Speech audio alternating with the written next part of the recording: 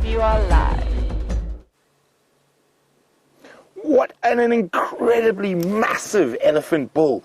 We're going to try get a better view of him shortly, but we're right on top of a little river system here, and that is one of the biggest bulls I've seen at Djuma, not both body size, and he's also got a nice set of teeth.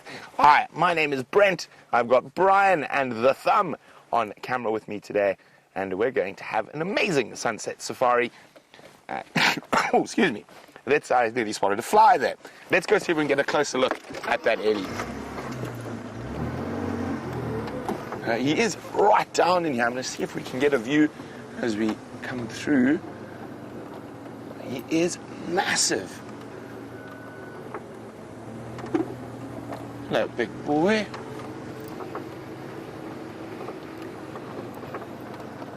Look at that. He is incredibly big. He's busy feeding off a buffalo thorn. Oh, that is a bull in his prime. Hello, big boy. I really love big elephant bulls. And he almost looks like he's listening to us.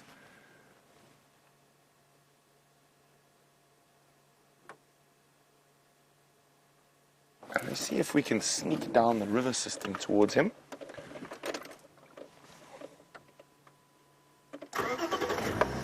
Okay, what a wonderful way to start the Monday sunset safari. And as of course everyone knows, we had quite the weekend of TV shows on Nat Geo Wild. But we're back doing what we do every day. Isn't that amazing?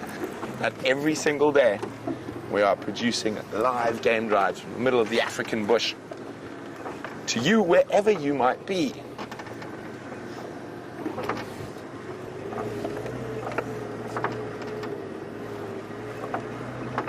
Now, I wonder if he's in must.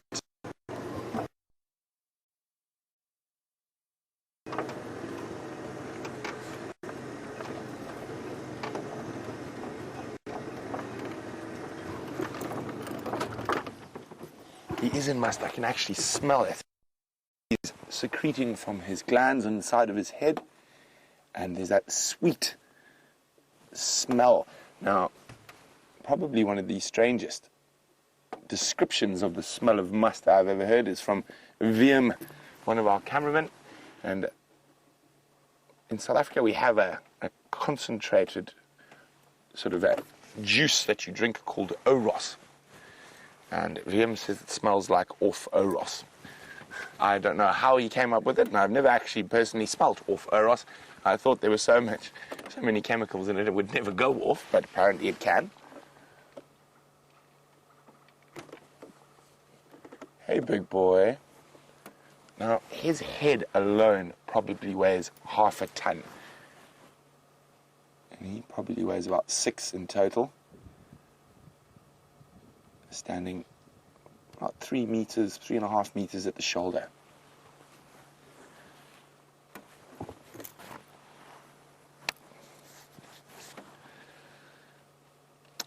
Now we're looking at an elephant, and obviously they leave quite a lot of droppings as they move through the bush. Kyle says he just can't believe Steph actually drank the juice from the elephant dung yesterday. Well, Kyle, you're not the only one. His wife wasn't too impressed by it. But if you had to survive, it would be a very good source of water. Now, you can live without food for over a week, but you won't last long without water, probably less than 2 days, especially out here. Now, we're in the middle of winter, and it's 31 degrees Celsius, 88 Fahrenheit. And it is very still. I mean, there's not a breath of wind. There's not a cloud in the sky. It is just one of the reasons I love living in the Lowveld, where you have warm winters.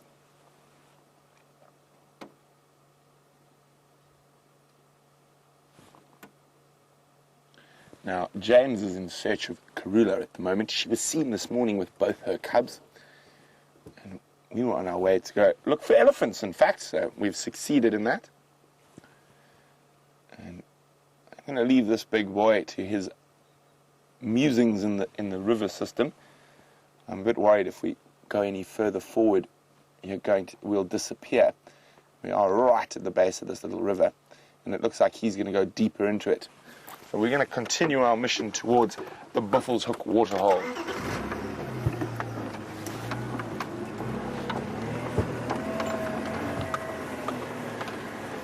And if any of you guys are new and you've joined since the TV shows yesterday, remember you can ask us questions, and you can do that by using the hashtag SafariLIVE on Twitter, or you can send us an email to questions@wildearth.tv.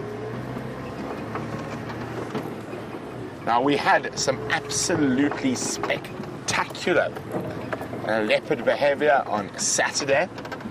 Saturday is Cat Day, of course. Now, we saw young Cindil and his mom, and the first visual ever of Shadow's little cub, who's just over 3 months old now, and it's a little female, and she is absolutely gorgeous. I think I nearly burst with excitement. It was so wonderful.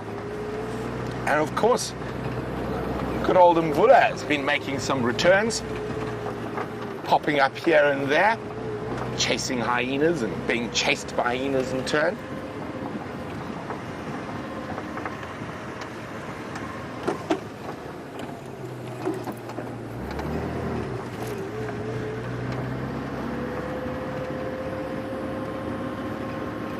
Now, I'm sure you all realize why we weren't on safari this morning. We had a little party last night, and we stayed up well beyond our normal bedtimes. Well, some of us at least. Brian and I were there to the very end. The killer bees.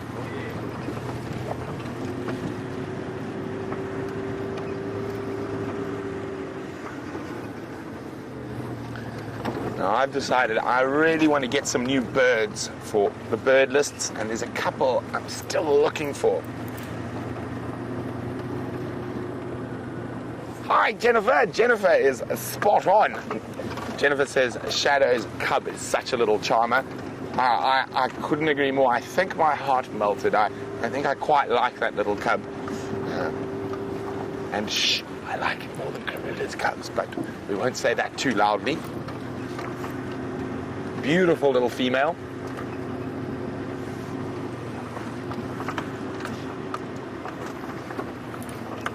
Very exciting to have the amount of cubs we do at the moment. And of course, we're pretty sure a third Nkahuma has dropped as well. And that's one of the reasons I'm heading up towards the area around Buffalo's Hook. I'm hoping that this time they've denned on Juma. Also, those other little cubs are probably getting close to 2 months old now, so we might start seeing them moving about with the ladies.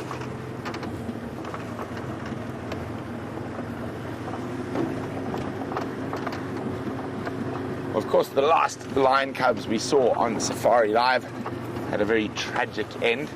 They were killed by the Birmingham boys as they came in to take over this area from the Matimba males. Now, the Birminghams are well set and procreating with all the lionesses. So they've got cubs with the sticks and with the Nkahumas. Now, there is always a possibility that some of those cubs might not be theirs, and they've been mated with an antelope, a single male, sort of cruises the peripheries. But I think in this case, I haven't heard of any interlopers being seen, so it's a strong possibility that they all do belong to the Birminghams. Now, very interesting thing, it's never been proved in leopards, but in lions, a lioness can have 3 cubs, and they can all be fathered by different males. So of course, 3 eggs, and it's possible for them to be impregnated by multiple males, so very interesting.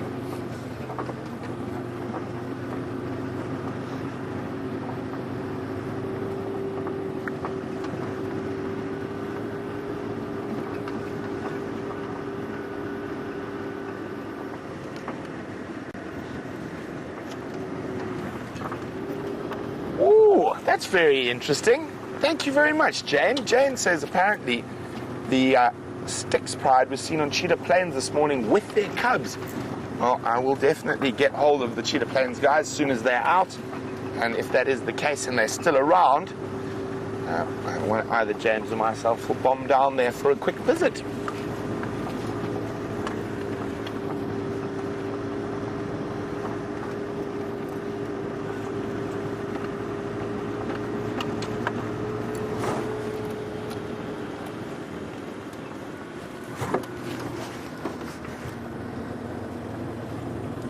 Hi, Pam. Thank you very much. Pam says, what a splendid Father's Day show that we did yesterday. I agree, Pam. And she said, my dad also sounded very proud of me on Twitter. Well, I'm very proud of him as well. And a lot of my love for the bush stems from a lot of early experiences and early memories with my dad in the bush. He is a true lover of the outdoors and the wildlife. And he goes on game drive every day, twice a day when he's at home. Isn't that incredible? Oh, I'm being bitten by something. Sorry. Oh. Oh, naughty ant.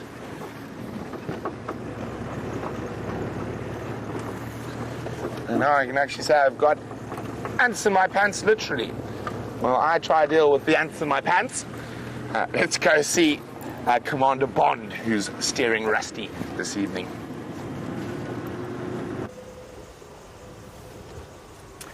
Good afternoon, everybody, and whoa. David, don't move. Don't move an inch, David. You're in mortal I said don't move, David. You're in mortal danger. There was a locust. David is okay, everybody. My name's James, obviously, and David is on camera. Yes, and you could see how shaky his thumb was there. Rain locust landed on the lens, threatened to eat David's face off. Anyway, it didn't.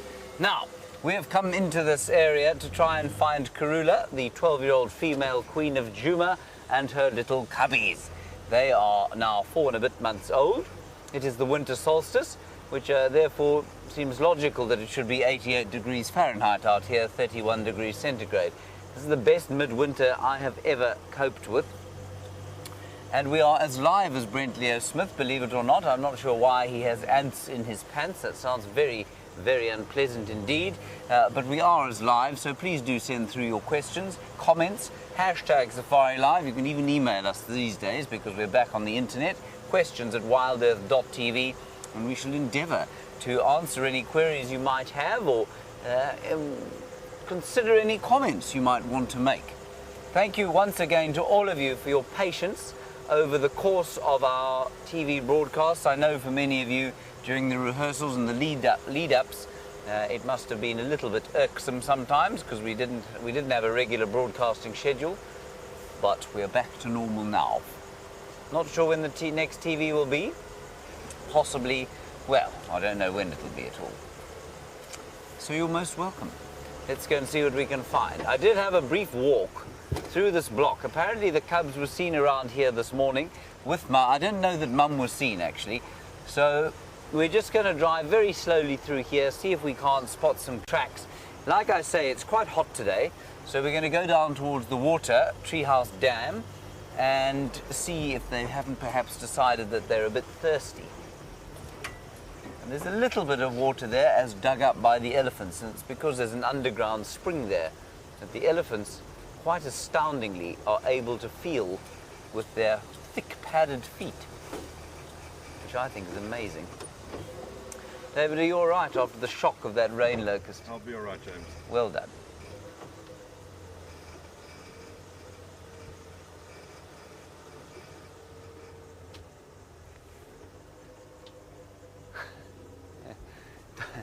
Donna, you, I'm sure, like most of us, were enthralled by the sight of Cindil over the course of the weekend. Now almost 2 years old, grandson of the great Queen. And you were saying that you were noticing from many of the close-ups we got of him while he slept yesterday. He did a lot of sleeping yesterday while he was live. And you say you noticed he had black and white whiskers, and have we ever found a whisker?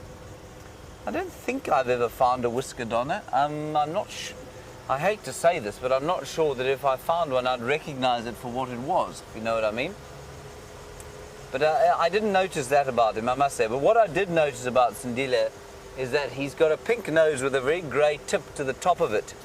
And whether that was from rehab or whether that's just something he's developed as he got a bit older, I don't know. But I think it's quite a nice identifier. And while one really, really, really doesn't want to ascribe the looks of young leopards to their... I'm really struggling to hear Louise. There we go. Fix it up.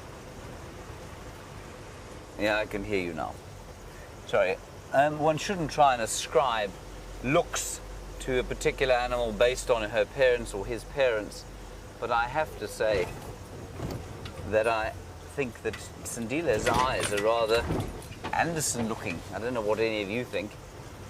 And certainly Shadow was seen mating with Tingana and Shadow, at least, and Mvula and Anderson before Cindil was born. We just assumed that he was going to be Tingana's son, but I'm not sure about that. Anyway, time will tell.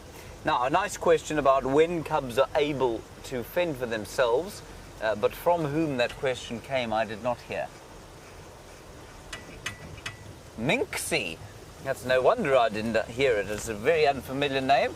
Wonderful to hear from you, Minxie. I think you're a new viewer. Great stuff, and thank you for talking to us.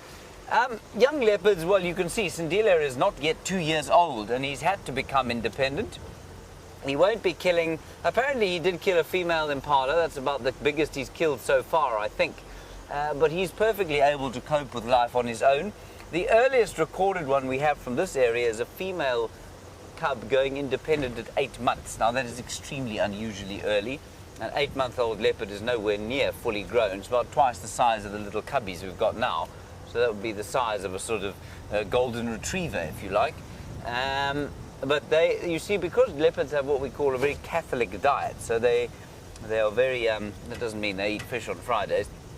What it means is that they're very prepared to eat just about anything, from termites, you know, to small birds, to fish, to frogs, and up to giraffe in some cases. You know, we know the Anderson male has killed a young giraffe before.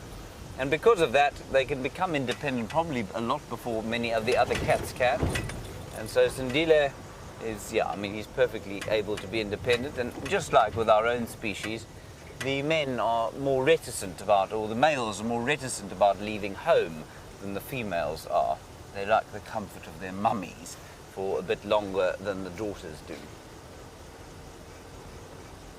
Right, we've arrived at the great expanse of water that is Treehouse mining operation. We'll just ease our way down here. I didn't see any of your tracks coming across, but there were 1 or 2 difficult spots there where I may have missed them. So let's have a look-see. We'll go up onto this vast wall and peer up the drainage. Now, I'm obviously being entirely sarcastic when I talk about the amount of water that there is here, and that's because, or the reason that it's been dug up like this is because there is a school of thought that says that we're going to have big floods this year. This to me is like trying to predict roulette, but be that as it may, the land managers of the area have decided to fortify these dams and just make sure that if there is a big deluge come the rainy season, that the dams aren't, you know, that they don't disappear. You can see a lot of elephant dung there, and that's because the elephants do dig down to the water surface here. There is water underground here. They don't like that muddy water that's in buffalo dung infested and hippo dung infested water that there is around, say, the Djuma Pan. They do like clean water, and so when they can get it underground during the dry season, that is precisely what they'll do. I'm just staring with these powerful binoculars up the drainage to see if I can't see some spots lurking in the shade, but I cannot.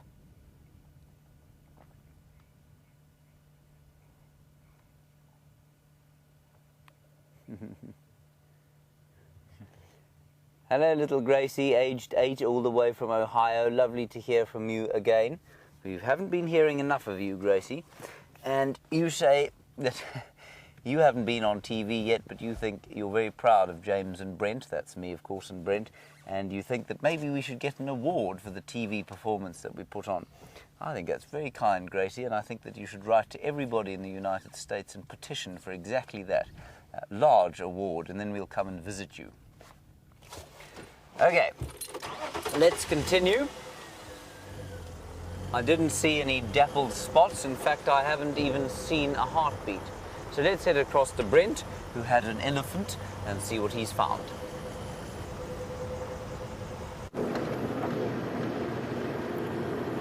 I haven't got any updates from the other game drive vehicles. It looks like there's just James and I out at the moment. So we're going to throw a bit of caution to the wind and head down to Cheetah Plains for that chance of lion cubs. And I know James was just answering, but thank you very much, Gracie. Gracie, they said a wonderful comment to us. I hope we win an award too, Gracie. But thank you very much. So we're on a Cheetah cut line, sorry, which is our eastern boundary, and always a good place to check for the comings and goings of big cats. We did take a swing past the Buffelshoek waterhole. Unfortunately, nothing there at the moment. But it is truly a magnificent day. And not a cloud in the sky. It is just truly, truly crystal clear out here almost. And it's the first day in a while we've had no wind. We've had quite a windy couple of days, which is unusual for this time of the year. This is more like what the middle of winter is supposed to be like. Of course, we are going through a massive drought at the moment.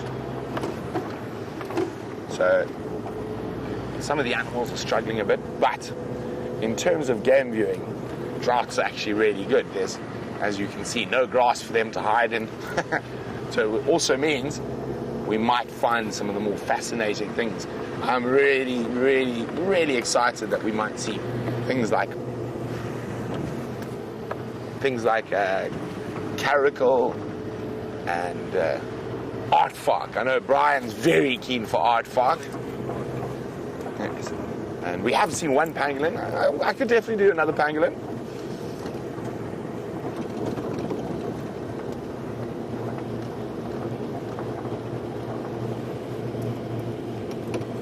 One sec, sorry, I should have been on the game drive for a second. Let me just... Ollie. Well,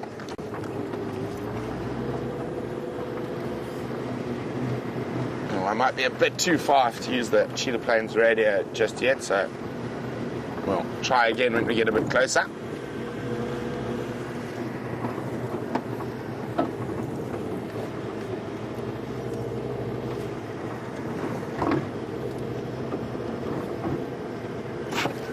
A huge SafariLIVE welcome to Alex, who's a new viewer. Welcome to the family, Alex.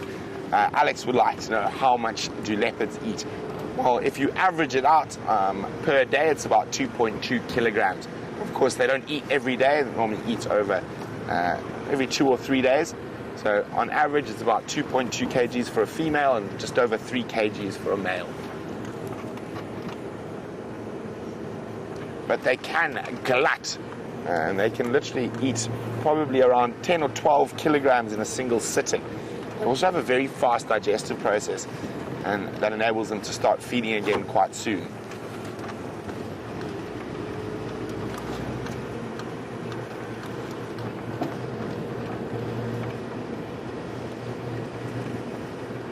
Well, it is still quite warm, which means a lot of the other animals are not going to be moving around too much just yet. Oh, hello, you two. Don't move, don't move, don't move, don't move, don't move. One gone. Let me just try forward a bit. Now, notoriously good at disappearing, these little guys. These ones have been quite nice so far. It's a pair of Steenbok. And so they're not babies. It's an adult pair, and one of the few monogamous antelopes we have out here. They live in tiny little territories of about 2 acres, and they mate for life. Not to say they're not a bit naughty, because if there's another female around the edge or another male, they will also mate with them, but they do stay together for the entire lives. Also, one of the only animals that's not too stressed about the drought. They are completely not dependent on water. If there is water available, they will drink, but they get most of their moisture from dew in the early mornings, and they dig up tubers and things to get water as well. So while we start heading towards Cheetah Plains, let's go see what Mr. Hendry is up to on the other vehicle. Now, everybody, I haven't found you a leopard, I'm afraid, but I can hear some birds' alarm calling off over there. I don't think there's a leopard there, but in this bush is a rather spectacular example of a tropical tent web spider. Now, you can see the web glistening in this late afternoon sun, and just in the middle of the web, you can probably see the spider. There are a few leaves sort of dangled right in the middle, and then underneath that, the cryptically coloured brown figure of Mrs. Tropical Tent Web Spider. You got it there, Dave? Got it. Right. Now, what is interesting here is that obviously this looks like the net of a trapeze, sort of in a circus. And so it's not an orb web, it's not sort of a horizontal or vertical, I mean, to the vertical to the plane that an insect might be flying. It's horizontal, and what it does is you can see underneath, I don't know if you can see my hand here, Dave. Yep. Underneath here, you can see a whole lot of what we call knockdown threads. And so this will catch animals that fly through here. It'll catch animals that hop up from underneath like grasshoppers. And then further up to the top, there are a whole lot more knockdown threads. And what will happen is an insect will fly into these, be knocked down into the trapeze net, and then they will be devoured by that tropical tent web spider. But the intricacy of the web, to me, is absolutely astounding. I think that's fantastic. And there are a few other different kinds of creatures living on this thing. I think that's the female that you've got there, and I spotted a male that has now folded itself up. Dave, I'm going to point with my finger. Cool. That there, underneath my finger, there's a little brown dot. See, can you see it, Dave? Yeah, we got him. That's the male. That's the male spider. Obviously a lot smaller than the female. So should he fail to satisfy her, he will be devoured. Now, I don't know if the other thing you can see here, if you watch, I'm just going to bump the web slightly. If you watch the female, watch when I touch the web. Oh, now she's not doing it. There. If you disturb the web, what she does is she starts to shake up and down. And that's not just the movement of the branches. That is it makes her look like a kind of dry leaf that's blowing in the wind. So a predator that might want to eat her will be confused and think that she isn't actually a spider. So that is the story of the tropical tent web spider. Now we're going to continue along the road here. We've come away from the water, and we're going to see if we can't find some tracks of her, maybe heading towards her favourite tree. Well, one of her favourite trees is a lovely milkberry tree up there that she sometimes likes to sit in. And by she, of course, I do mean the Queen. Probably should be referring to her as Her Majesty.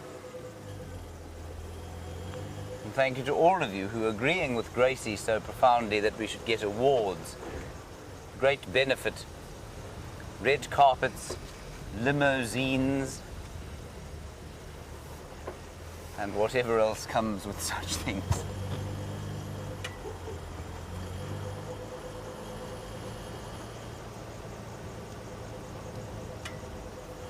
Hello, Valeria in Massachusetts. You ask a question. You say, have the little leopard cubs got names yet? Well, Valeria, no, not official ones. And that works where the rangers of the area, so that in this case will be Taxon and Aubrey, who are the guides here at Vuyatela and Galago on Djuma. They will name those two leopards, or they will put forward the Djuma suggestion. We don't have a huge amount to do with it. For the moment, however, I've called them George and Charlotte, after the Queen's great-grandchildren. That's the British Queen's great-grandchildren. Just simply because one's male and one's female, and I think it suits them quite nicely. I've no doubt were the other guides of this area to find out that I'd started calling George and Charlotte, I'd probably have, well, some fairly stern messages coming my way. I just think that they're quite sweet names, but they're certainly not official by any stretch of the imagination. We normally will only name them after a year or so, because so many of these cubs, of course, do die. They don't make it. Probably only about 2 in 10 males and about 3 in 10 females. 3 or 4 in 10 females make it to independence. If that. Just very, very difficult lives they lead. David, have you spotted a mammal yet today? Not yet, David. No, I haven't either. I'm beginning to think that all of our luck was used up by Brent Smith on the first TV show we did. And I don't know if you caught the TV show, but we had a wonderful time with some new technology with the rover, Ronald the rover, who spent a good time at the waterhole interacting with the buffalo. We used the dam cam quite a lot, and I had control of it with a joystick. And then we had that magnificent microscope, which was just too much fun. Just a brilliant, brilliant addition to what we do here. Now, this milkberry tree that Karula likes to lurk in is around here. I don't see any tracks though. I wonder if she's not still in this block somewhere. I mean, you could spend 7 days walking through there and not see her. So we'll just have a quick look-see here. There's the tree. I'm going to take out my powerful binoculars and see if we can see.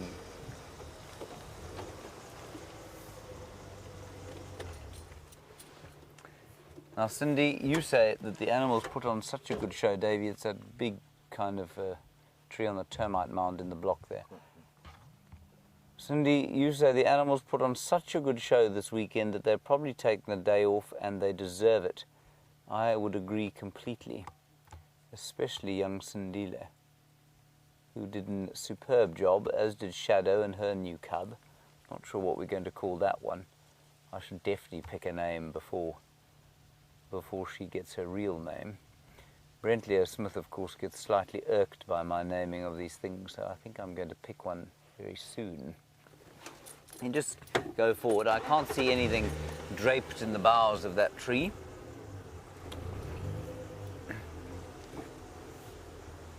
Just go a little bit further forward. I might get another view from here.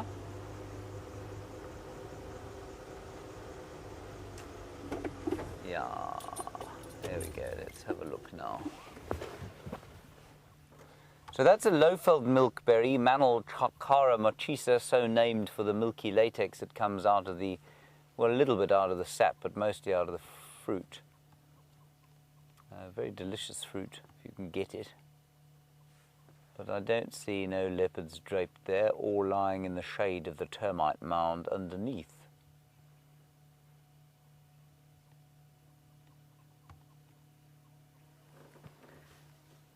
Hello, John. You're a new viewer, which is marvellous. It's great to have you with us. I don't see anything on that tree, I'm afraid, so we're going to continue along here. I'm not sure really how to answer your question, to be honest, but it is wonderful to have you with us. So if I don't give you the answer you're looking for, feel free to send through another one. Hashtag SafariLIVE, questions at WildEarth.tv. You want to know, how do leopards eat? Well, they hunt, John. That's the main thing that they do. And they are sort of ambush predators. So this is where they were this morning, on that termite mound. John, I will get back to you. Give me just a sec. Yeah. You see how that milkberry tree is not a bad option, except that her tracks don't seem to have crossed the road. Anyway, we'll just carry on gently along here. See if we can't spot anything. So, John, they're ambush predators. They'll eat just about anything that they can. Like I said, they'll eat anything from termites to giraffe, but normally sort of small to medium-sized antelope, which is an utterly meaningless statement if you have never seen large or tiny antelope. But we're looking at duiker, which are sort of about 40 pounds worth, steenbok about 30 pounds worth, and impala, which are about, what, big male impala, about 160 pounds worth. And they are killed normally with a throat grip. So the leopard will leap on them, grab them by the throat so they can't make too much noise, and then suffocate them. Smaller prey, they'll grab behind the back of the neck and they break the spinal column with a big swift bite with those massive canines that they have. And that's how they kill. And then they eat. Well, I mean, they just sort of eat, really. I hope that answers your question, John. If it doesn't, please feel free to chastise me severely over Twitter, and I'll do my best to rectify the situation.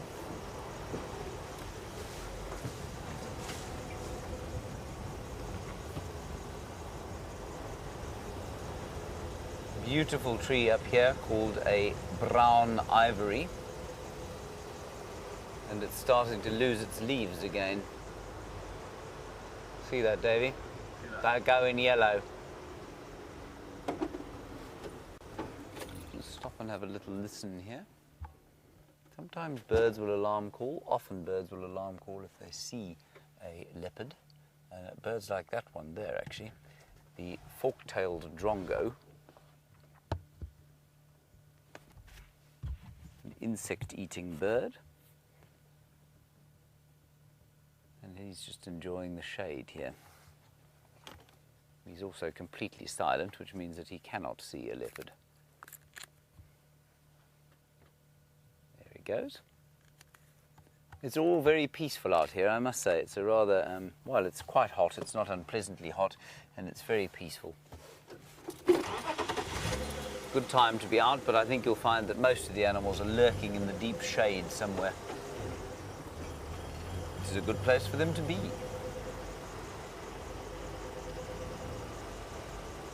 I did notice, I was just saying to David as we came out here, that I think in the last 3 or 4 days actually, the leaves have really started to change colour. And the dominant tree, of course, out here is something called a red bush willow, or combretum. That's one of the... Well, naturally, I can't find one now. Very similar to this species here. Not quite the same, but very similar.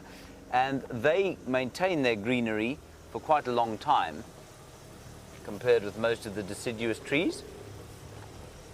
And they've all turned yellow now. So they're going to drop all of their leaves very soon.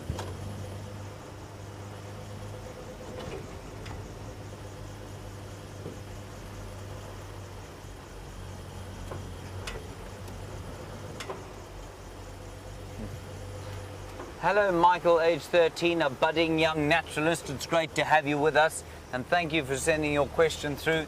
You say you were wondering about the different hunting techniques between lions and leopards and cheetahs, but mostly lions and leopards. Well, lions, of course, are social. They're the only social cats, which means that they are able to hunt in like a team. And so if you've got a pride of, say, 5 lionesses, like the Nkuhuma pride, who spends most of their time on Djuma here, they do hunt their ambush predators, which means they'll get as close to their prey as they can before a short run and then jumping on their prey. Sometimes for lions they run a bit longer than the leopards do, but they can't run for a great distance. Their trick is to get as close as possible, as quietly as possible, and then have one explosive run out at the prey and then grab it. So lions and leopards similar in that way. Lions, of course, hunting as a team, so sometimes they'll lie in ambush where three of them will go off to one side and 2 others will go to the other side, and they'll chase the prey into the other waiting members of the pride. And so that's quite an effective team way of catching their prey. But others, at least something like a cheetah, is not an ambush predator. It'll get relatively close, but then it needs open space and it will run. It's what we call a coursing predator. So you get an ambush predator and a coursing predator. And to course means to run after something. And basically that's what a cheetah does. It just courses after whatever it wants to eat. And they will run much more than they will than will leopards or lions. Thank you for that, Michael. I hope that we're able to show you a lion, a leopard or a cheetah sometime during the course of the afternoon. Brent has gone off to Cheetah Plains. Now maybe with any luck he'll find you some cheetah there, which would be marvellous. I'm going to ease my way along this road, just make sure that the Queen has not crossed south out of our reserve. And of course this road is our southern boundary, and what that means is that we can't go to the right-hand side of your screen, but you can see that there's nothing stopping the animals coming and going as they please. Right, speaking of Brent, let's go across to him and find out what's going on at Cheetah Plains.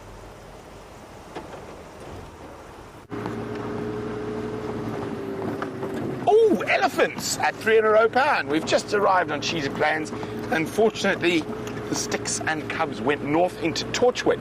I've had a chat to Andrew, and he's going to let me know if they start coming south.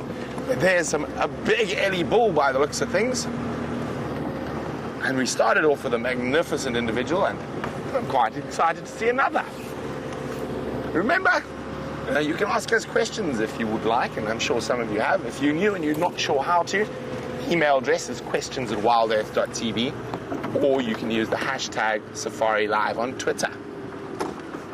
Oh, he's on a mission, but he is a beautiful big boy. I don't think quite as big as the last one. What do you think, Brian? Not as big. Not as big as his. Oh, he is big though. Nice set of ivory. I reckon, do you hear that, Brian? Calling. Doo-doo, doo-doo. Sounds very close to us as well. Let me just reverse here. I think I can hear a ground hornbill, but really, really close to us. Yes, there it is.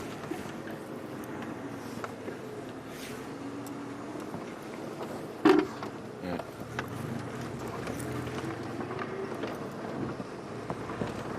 Look at that. I just spotted it through the bush.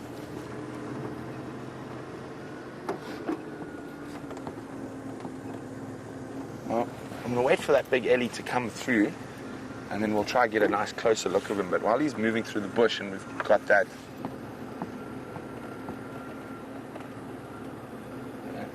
hornbill looked like it was walking through there. Now, it's one of the more endangered species of bird we get out here.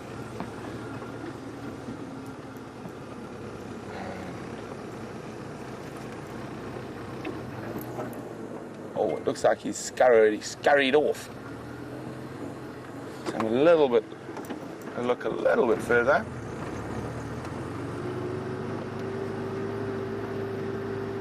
Nope, it's made a disappearing act. But we do see them quite frequently down here at Cheetah Plains, so it's always very nice.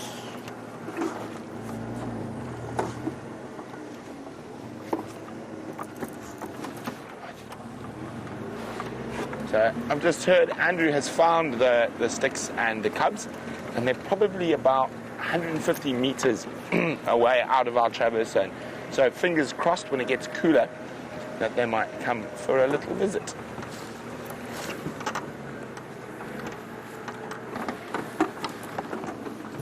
Where's that big boy gone? Now, a huge SafariLIVE welcome to John, who's another new viewer joining us, and great to have you on board, John. Now, John would like to know how much a big Ellie bull like that will actually eat. Sure, he did a quick disappear. That was very fast move. Oh, there he is. Okay, we're going to jump round ahead of him. John, a big bull like that can eat about 250 kilograms of vegetable matter in a day. That is absolutely incredible. I'm trying to do the 2.2, isn't it, Brian? Yeah. So 600 pounds, more or less, that an elephant bull will eat in a day. And he'll drink about 100 liters of water, which is, I think, 20 gallons, if I remember correctly.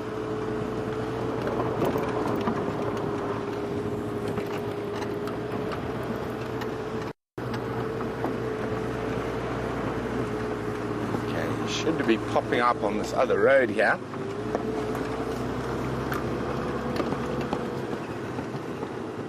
You spot him, Brian. He should be coming out around here somewhere. Is that him there? Now it's amazing, an animal that size can disappear so quickly.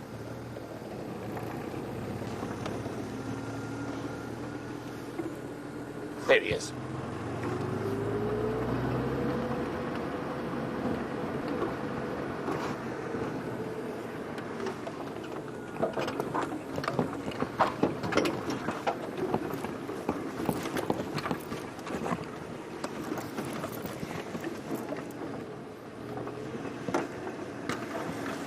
See, sometimes when we're on cheetah plains, we get some ellies that aren't that relaxed because they're coming out of the Kruger. And the Kruger area here is a wilderness area. There's no roads. It's not accessible to tourists.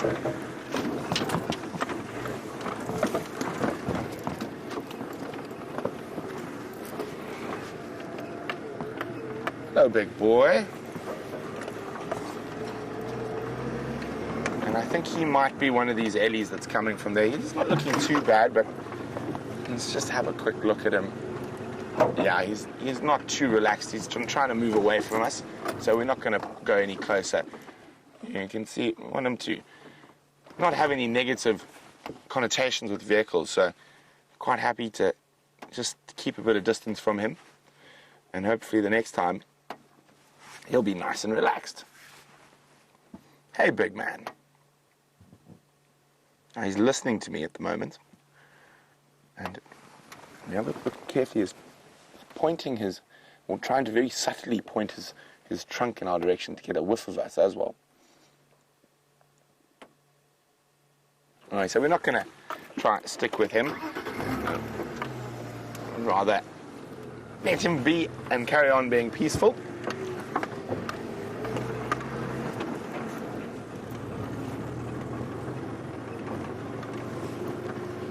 Bye, big boy.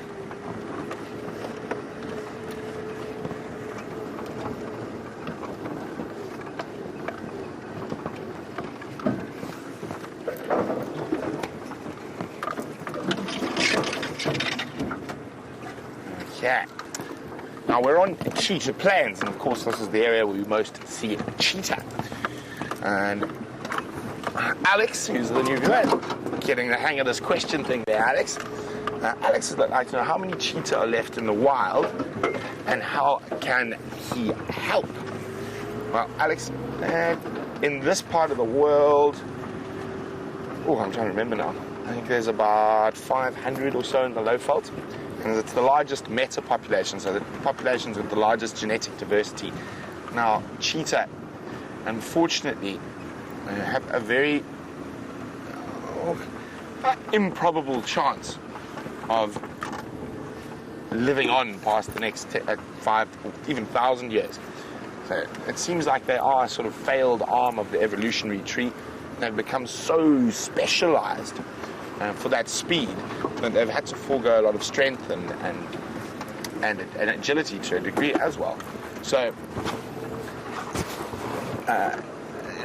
human beings, of course, have actually helped cheetahs. So about 10,000 years ago, there was a mass die-out of cheetah. Nothing to do with us, but they can, apparently, according to the genetics, they can trace it down to literally there were less than 100 living cheetah. So all the cheetah that have come from those 100. And that is one of the biggest threats that faces cheetah, is that there's not a lot of genetic variation, and especially when it comes to defense against disease. So quite often, a lot of animals, they'll choose a mate based on chemical receptors that say, okay, well, he's got a good, well, obviously size and stuff makes a big role out in animals as well, but he's got an immunity to X, Y, Z. And a male will generally be attracted to a female that has got some of the opposite quality. So if he is immune to, let's feline tuberculosis, and she's not, she'll choose him, or vice versa. Now, that's the problem with cheetah. So they've almost all got the exact same DNA. you can take a skin graft from a cheetah here and put it on a cheetah in Iran even. I mean, that's how genetically close they are. And in what terms and what you can do to help, well, probably I'd say the best organization in South Africa that deals with all this type of stuff is EWT, and the Endangered Wildlife Trust, and they're probably the best people to get hold of. And they do great work in this area specifically with cheetah and wild dog. My friend, a very good friend of mine, actually runs the wild dog program.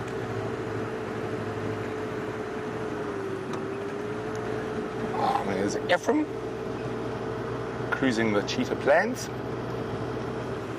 with a large warthog.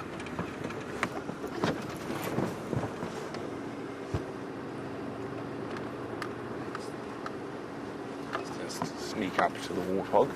They can be a little bit skittish from time to time, but this boy looks like he's very relaxed.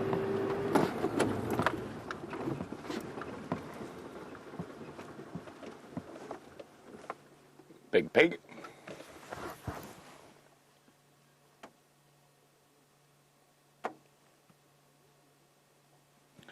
Come down for a drink. You can see he's actually starting to lose a bit of condition. Hips are starting to show, and with quite a lot of animals, that's the first sort of sign that they're under a bit of food stress.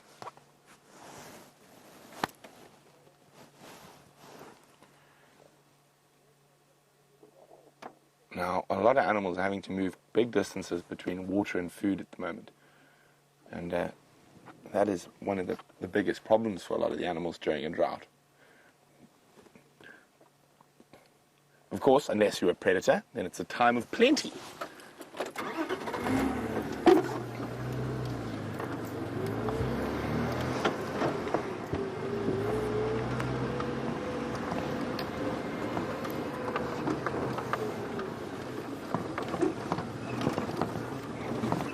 Hello, hello. Hi, F. Sharp and 4, how are you doing? Where have you checked? Okay. Where are you going next? Okay. You're going to keep it open? Yeah. I can get to check this one. Okay. Okay, thanks, F. Bye, everyone.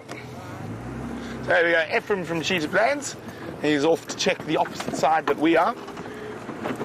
And hopefully between the two of us, we'll conjure a cat.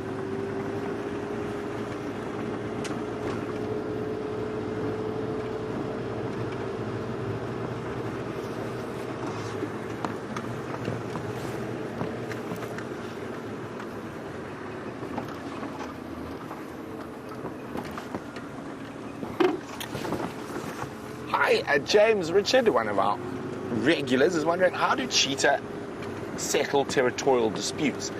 Well, that's actually, they fight. And I was lucky enough to be witness to the first ever cheetah fight recorded on camera. It was a long time ago in Botswana. That fight went on for 9 hours. 2 different coalitions of 3 males each, and it was incredible. They're just balls of fur, and at certain times they got confused and whacked their own brother. They were like, oh, wrong cheetah. And literally they'd fight for 10 minutes, and then they'd lie and growl at each other for 20 minutes, and then start it all over again. So it was really fascinating, and never been recorded before. And normally with cheetah, it quite often happens that male coalitions are just much stronger than the others. So there'll be 3 and against 1, or 4 against 2, and they just run. But they will fight. Now, female cheetah are not, and they're far more nomadic than the males, and go over quite a large area, much larger than what the males wander. But in this part of the world, the average male home range is about 60,000, 70,000 acres. Now, of course, in other parts of Africa, it can be much larger, so where it all depends on prey densities, and so certain desert areas, a cheetah's home range can be 500,000 acres.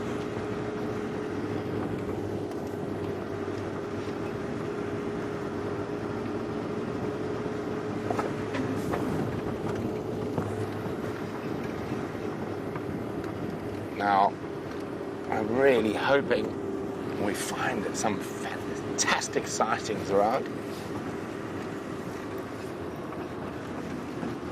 Now, of course, we've been chatting a little bit about how dry it is, and we are in a drought at the moment. And hi, Anne. Nice to have you here, Anne. Anne would like to know, with the drought, what are the chances of us seeing an eland? Anne, that's a very good question. I think the closest I've ever seen eland to here is about, well, it's not too far, in the Timbavati. Oh, I still think it's very slim, and I'd love to be wrong in this circumstance, but I think the chances are quite slim. I would put it down to a less than 1% chance. But of course, there's always a good chance, and especially around here, that we might see a sable, and that would also be a first for the live drive. And I would be really excited if we did manage to find a sable. But while we go look at what's happening around the open areas of Cheetah Plains, let's go see what Commander Bond's been up to.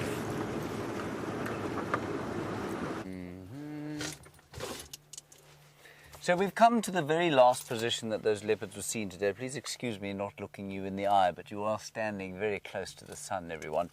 They were on, apparently, this termite mound here, or somewhere very close to it.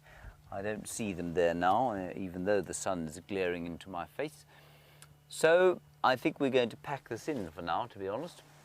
We're going to just wind our way back down to the road where they were last sort of seen heading. Well, they were seen still on this termite mound. I thought they might go down this way towards the waterhole, but they haven't done that, so they're probably just lurking in the shadows somewhere. It is possible that Karula's killed and come to fetch them and taken them away, but I don't see their tracks anywhere, I must say. Anyway, that is the story of things. So we're going to ease our way down back to the road here. I did a little turn through here on foot, and then Taxon said, he said to me he didn't know that the mother was still here, so possibly just better to check in the vehicle. Because if we go in on foot and we just find the babies, we might give them a big fright, and we don't want to do that. They're completely used to the vehicles now. Watch your heads, everyone. No thorns there.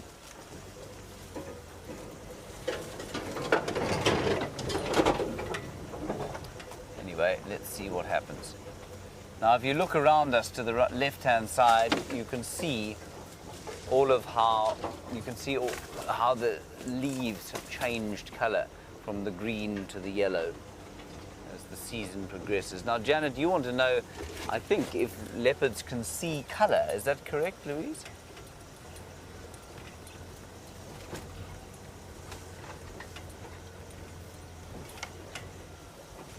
They can see their prey in colour.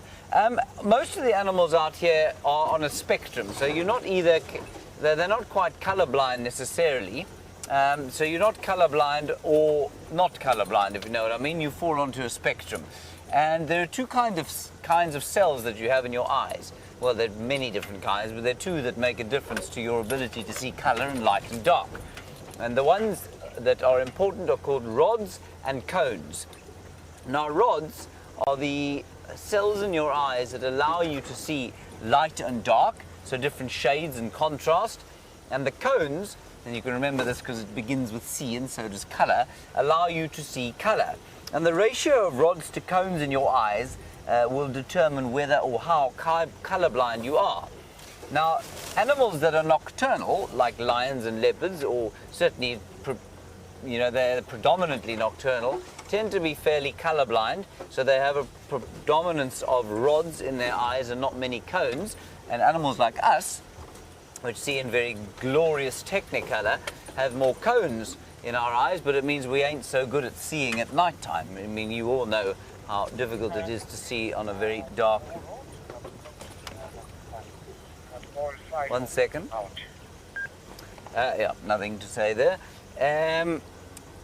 So, if we look at a lion and a leopard, they don't see in black and white. They see in sort of probably shades of green and red. And that's why if you are an impala or a steenbok, which to our eyes are very obvious in these conditions, because they juxtapose that kind of red chestnut color against the green background. It's very easy for us to see. For a lion or leopard who sees in shades of green and red as opposed to color, full color spectrum, they're quite difficult to see. But at night, you'll pick their movement up very quickly if you happen to have more cones in your eyes. So I don't think that they necessarily tell the difference between the color of an impala and a steenbok or a duiker, but it'll be different. I mean, a little bit like you watching a black and white film, where you can tell if something's lighter or darker than something else, but not necessarily what color it is. Does that give you an idea, Janet? Right, we're going to pack this up and we're going to go back towards the north of the reserve, towards Sydney's Dam, and see what we can pick up there.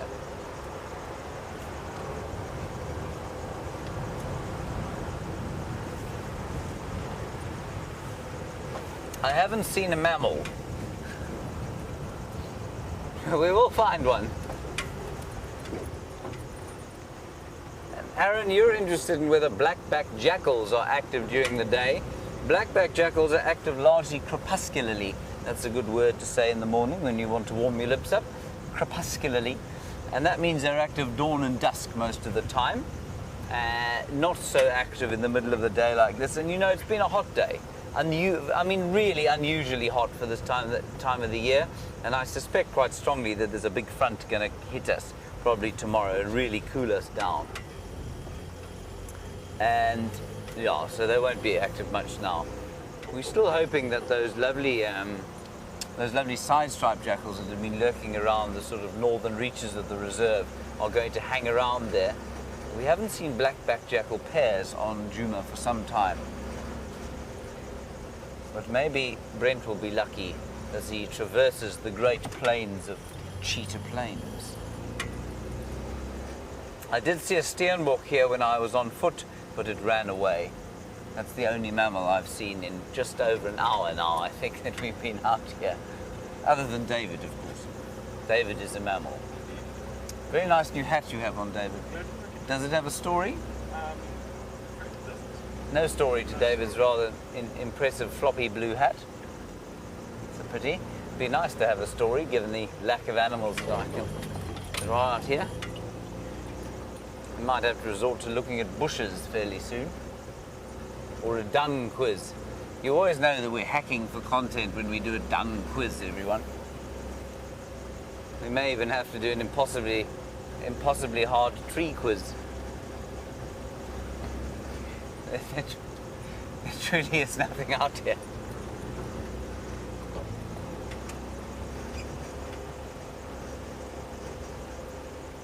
Oh,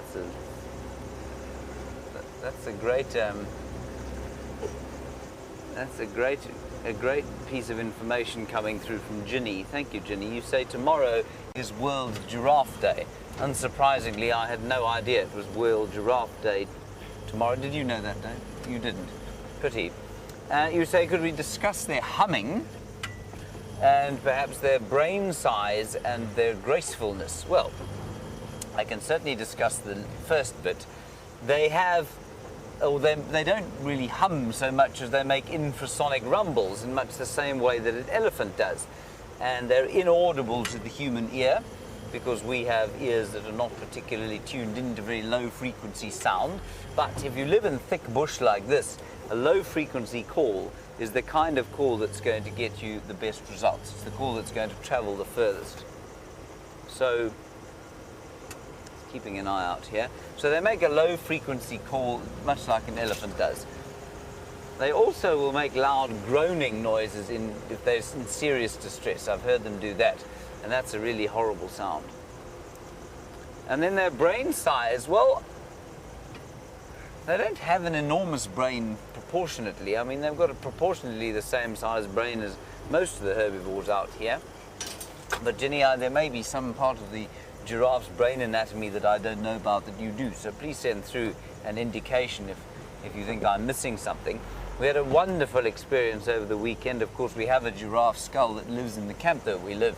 And in its brain case, in the spaciousness of the giraffe's cranium, live a little swarm of stingless bees.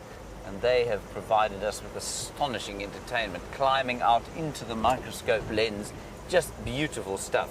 And I'm hoping that we'll be able to kind of one day have the microscope on the vehicle like that, and then we'll be able to show you that sort of thing from sitting here.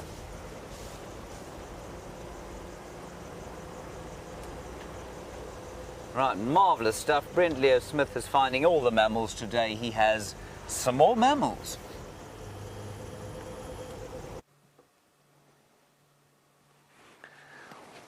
On our way towards the Cheetah Plains Pan, we noticed this big herd of buffalo, and it looks like they're going to come drink. So we've been waiting here a little bit, probably about 5 or 6 minutes, because they were in some really thick bush. We could just hear them making lots of noise, and they're a little bit nervous. But I think the will for thirst is going to overtake them shortly. But they're not the only creatures that are here, but they're definitely the biggest that are on their way towards the waterhole.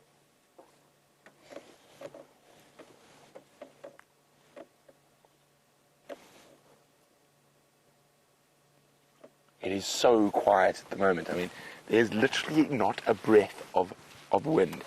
Now, I hope you guys are ready and with your screenshots, because I think as those buffalo get closer and they get a little bit more excited, they might make some beautiful dust, and very good for photography.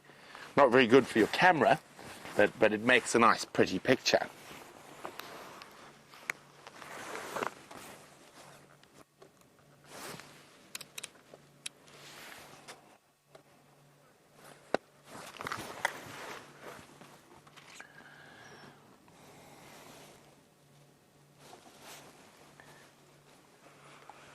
Hello, Janet, who's in Baltimore.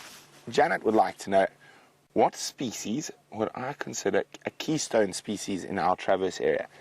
Well, we're looking at one of them, Janet. Big herds of buffalo are very important. Another one would be elephants. Of course, all the predators. Everything changes when you remove any species. But in terms of keystone species that actually change the environment around them, buffalo is a very important one. Now, these big herds, as they march, they disturb the soil. They actually end up putting or planting grass seeds to a degree as they till the soil. They're also large, mobile fertilizing units. So the amount of dung that comes out of a large herd of buffalo is full of nutrients and very, very good for the plant species, in particular grass, to grow. Now, they've probably had to move quite far to find enough food. And now they're coming for the water. I don't know if you could see there as she snorted a bunch of flies. Now, the one sometimes quite irksome thing about looking at big herds of buffalo is you collect a few of their flies when you move on.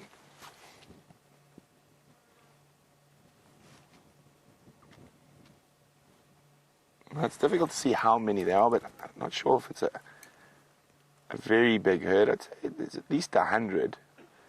But we have been seeing some very big herds. I think I saw a herd here that was close on 500, 600 a few days ago.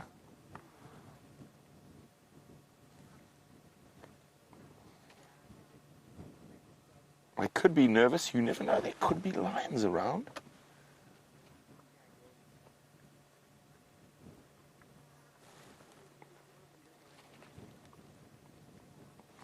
And you see, once one sort of gets excited and into the water, it might prompt the others to move a little bit quicker.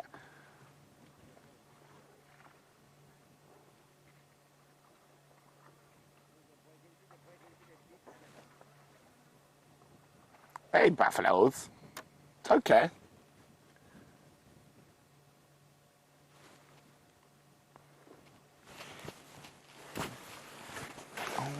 What are the zebra looking at? You see that, Brian? Behind us. The zebra is staring into the bush. I'm just trying to see what they're looking at. They're all facing one direction. Looking to the edge of the bush there. So once you finish with these buffalo, definitely worth going to have a little look-see around where those zebra are looking.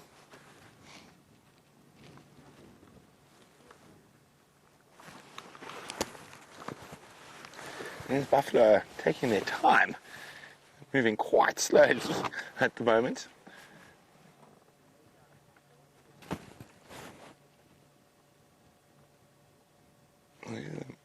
Not the biggest herd we've seen, but still awesome to spend time with these incredible bovids.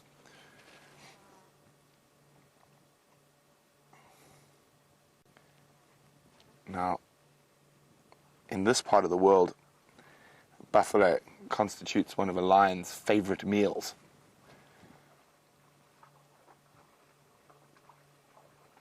Now, in certain places in Africa, like where I was in Botswana, the best way to find the lions was to find the closest big herd of buffalo, and they would be somewhere behind them. During the dry season in Botswana, you can get herds of 2,000 or 3,000, and the lions literally camp out on those buffalo. So, unlike here, where there's quite a lot of water around, in Botswana, and specifically the area I was in, there was just the one river, and it was incredible amount of animals on there. Now, during the wet season, the rainy season, you wouldn't get these big herds of buffalo. They would all be far away in the Mapanis. But as soon as the water dries in the Mapanis, the buffalo herds were forced onto the river.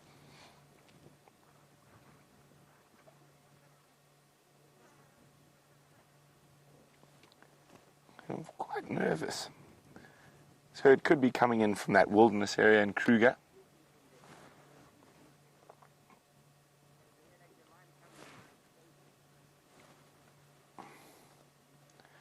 Maybe they've been harassed by lions overnight.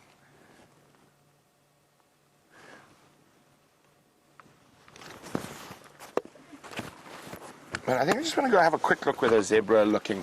They haven't changed where they're looking for quite a long time, and it could be the cheetah. It also could be Kanyeni.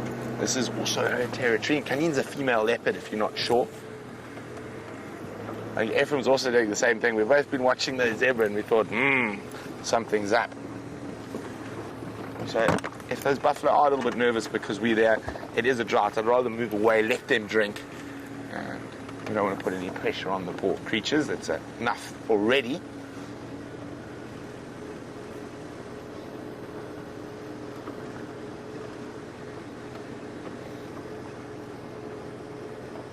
So I look very carefully over here. Those zebras were staring. Now, cheetah don't really pose a threat to zebras, and neither do leopard. They're a bit big. Although I have seen leopard take zebra foals before.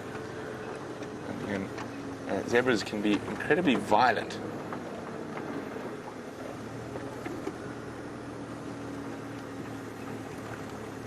And they're up to something.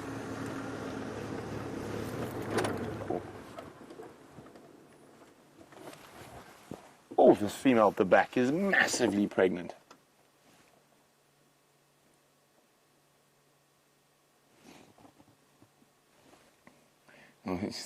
You guys can run, I'm not.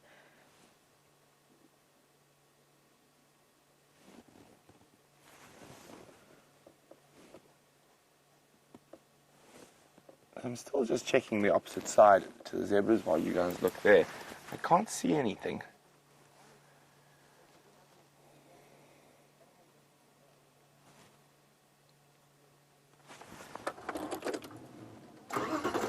This is a wonderful little area here. It's one of my favorite parts of our whole traverse zone. As we head down towards the area around Buff Pan, it is beautiful. You know, that red soil, you've got this wonderful little river system with leadwoods and large knobthorn trees.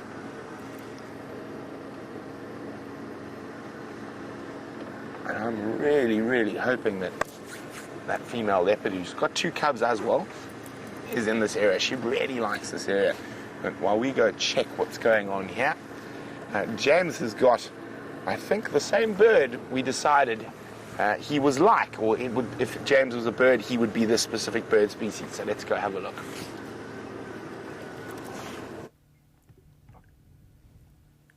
The only person who decided that was Brent Leo Smith, and that's because Viam described him as a hardy-dar, which, of course, if you don't know, is the noisiest bird in possibly the universe. Everyone, this is a crowned lapwing, the only creature that we can show you at the moment. I think it's a rather impressive bird. It eats largely termites, and we were talking earlier, remember, about coursing predators versus ambushing predators. Them long legs that this bird has are used for coursing after their prey. So, I mean, although their prey are largely termites. Ooh. Yes. Does that feel better? Good. You can see them running there, and they will sort of trot across the ground, and then they pick things up, and they're designed for coursing. They're designed for running across the ground. And if you look there, the bottom right foot, as he lifted it up, let's wait for him to stop. There we go. See that? He's got no back toe, only the 3 forward-facing toes.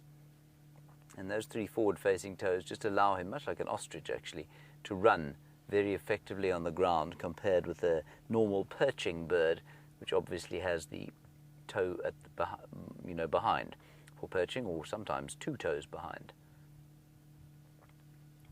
I think he's rather a special fellow, this, the crowned lapwing. We did see some buffalo, everybody, so we haven't been totally mammal-free. It was just at the same time that you were having a better buffalo sighting with Brent, so we left them. And instead we found you the crowned lapwing. I can hear the collective cheer from around the world as our lapwing makes his TV debut. Can you hear it, David? Roaring, James. Roaring crowds of appreciation. Oh, there's another one. 2 crowned lapwings in one place. Our luck, our cup runneth over. There's another one coming out to the front and right of us, David. There. Behind that stumpy thing. See that bent tree? Yes. It's just behind there. Hiding. Our cup not quite running over just yet. Right, let's carry on. Did you enjoy that sighting, David? Fantastic. Fantastic crowned lapwing sighting. Possibly the best yet. We're now heading towards Sydney's dam, everyone, to see if we can't pick up some desperately thirsty animal coming down to have a drink. Maybe a big herd of elephants. That would be nice.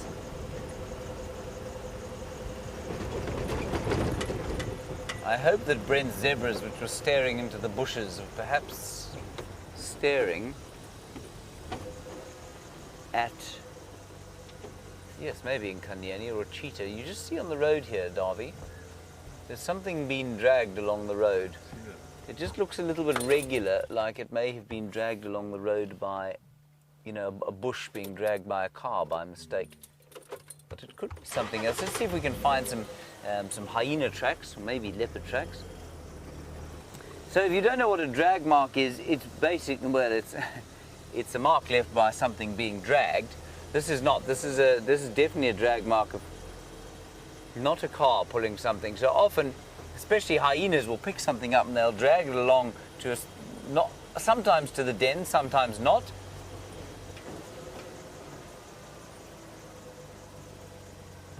So we'll follow along where this thing goes, and we'll keep you posted. Head back to Brent and get an update from him.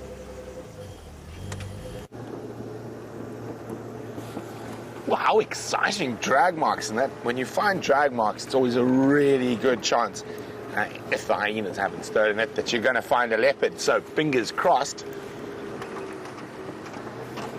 Now this is that area I was telling you about that I just find so beautiful. It's literally just one of my favorite spots in our Traverse area. And beautiful big leadwood trees.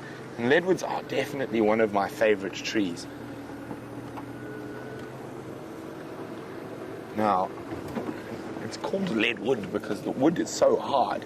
Now, here's a beautiful one here. Now, if you had to drop a log of leadwood into the water, it would sink to the bottom. a non-floating tree, this one. And if I was a leopard, I'd definitely choose to live around here. Lots of impala normally. So I'm going to have a quick look here. This is the direction those zebras were staring so intently. See if we find any tracks. Now, of course, this area is going to have underground water, and what you see over there is a solar paneled water pump.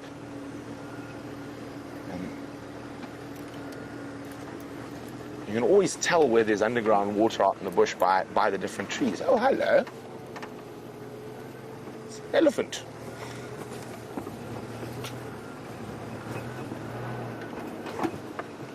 Beautiful gardenia. Is it one elephant or is it more than one elephant? I think we should investigate. Looks like a young bull from here. So he could be on his own.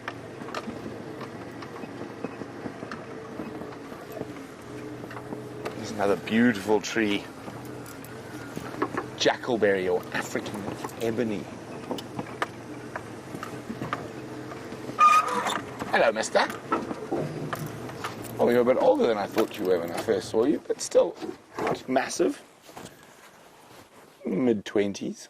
Hey. He's just stopping listening to us. He's deciding that he doesn't like us. Oh. No, he's just finished eating that one bush he was on. So I'll move a little bit further forward.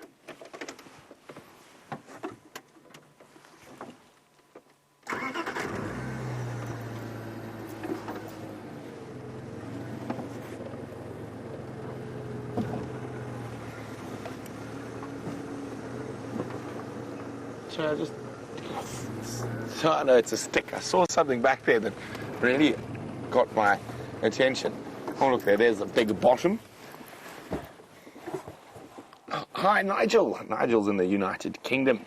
Nigel would like to know, sorry, I just heard something. My ears playing tricks on me. So, sorry about that, Nigel. And Nigel wants to know if the solitary ellies are there by choice or they're pushed out of the herd. Well, adult bulls like this, it's generally by choice. And even if they are solitary, there could be another bull within a kilometer. Remember, they can talk to each other for vast distances with those low rumbles. So he might not be alone, but he might just be a little bit far from his friends.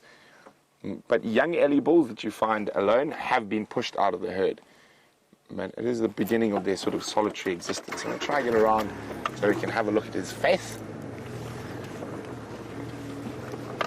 There's one Madoran Dove just to the south of Buff Pan.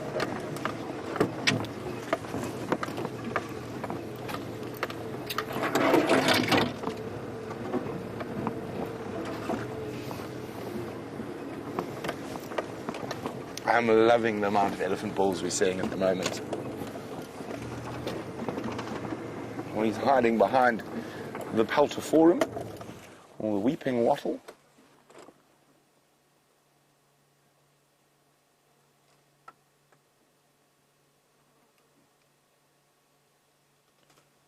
It's just so still today. He's just managing to keep himself in a spot. I think I'm going to get a better view if I just come down here now. Oh, you're going to shake your head. Yes, we're very scared. We're very big. I'm sorry, mister. There we go. Back to eating.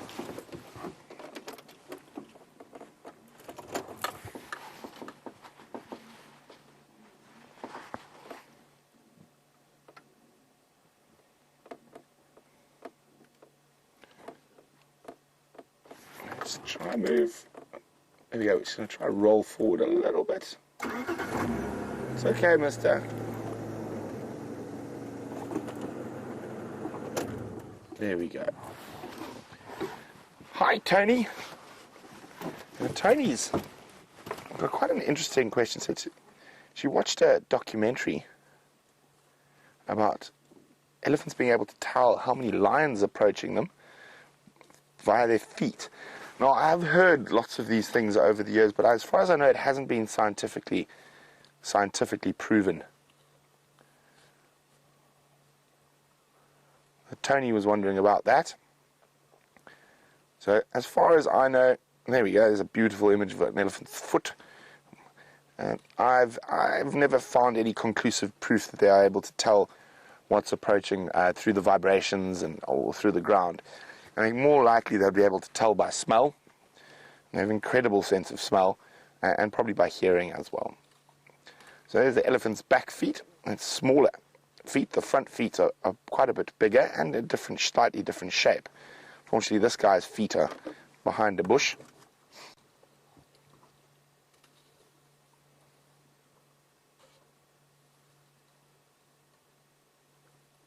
What a magnificent creature. I definitely feel a special bond with Ellies, particularly the bulls. They're just so massive, and if you treat them with respect and that, they're so gentle. And he could literally flip our car and throw it away, and yet he just carries on munching away. Hey, big boy.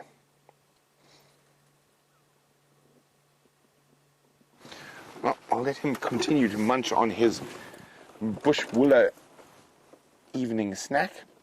And of course, Ellies need to munch all the time. And they probably feed out of all the animals for the most hours a day. What comes when you're that big, you got to keep eating.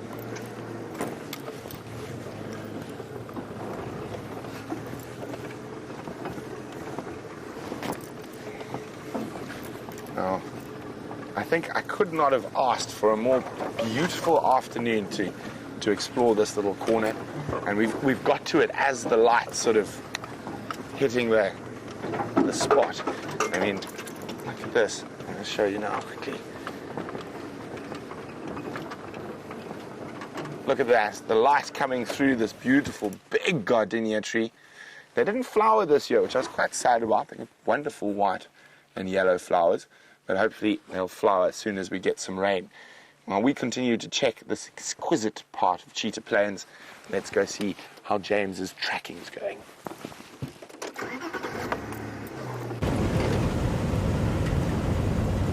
Now, we've had some very exciting news, everybody. We're heading down towards an area called Gowrie Cutline. Now, that is to the sort of middle side of Djuma, basically on the eastern fringes of the Mulwati drainage line where it crosses into Djuma. That's just up ahead here. And the reason we're rushing there is that Cindile's collar just pinged. Now, what that means, well, first of all, Cindil, for those of you who don't know, I know we have some new viewers as a result of TV. Well, probably you do know who he is because you were watching TV, but he's a just under 2-year-old male leopard who had to be removed from the area because he caught a rabid dog, and for the first time ever, they inoculated him, put him in quarantine for 6 months, and they've just re-released him. And he's come back into his natal territory, or the territory into which he was born. And he's wearing a radio collar so that they can monitor his progress. That collar just pinged to the guy who's got it, which means that it gave a reading as to where he is. Now, the collars are notoriously inaccurate. Well, not inaccurate, they pinpoint exactly where he was, but whether he's there now, we don't know. But we're going to quickly go down and have a look. It's just down here. So this is the Biffles of Cutline. It's the northern boundary of where we're allowed to go.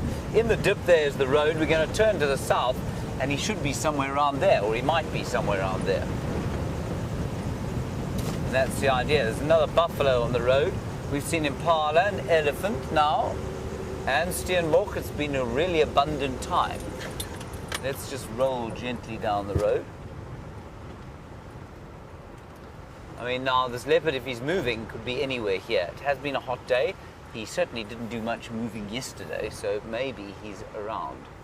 This is the third breeding herd of buffalo we've seen now. It's a small breeding herd, and I mean, I've only described it as a breeding herd because there's one female over there. hanging with the dudes. And we're not far from where that leopard is, so just have a quick look at her. She's hanging around with 3 or 4 bulls. It's not that unusual. We do sometimes see that, and sometimes the herds do fragment, and a cow will go off with a couple of the bulls. It's a safe place to be for her, especially if she doesn't actually have a calf.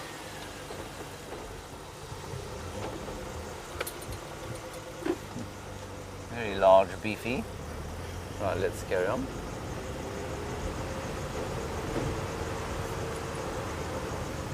Now, James Richard, a very good question from you as we drive along, and hopefully we're going to see young Cindil.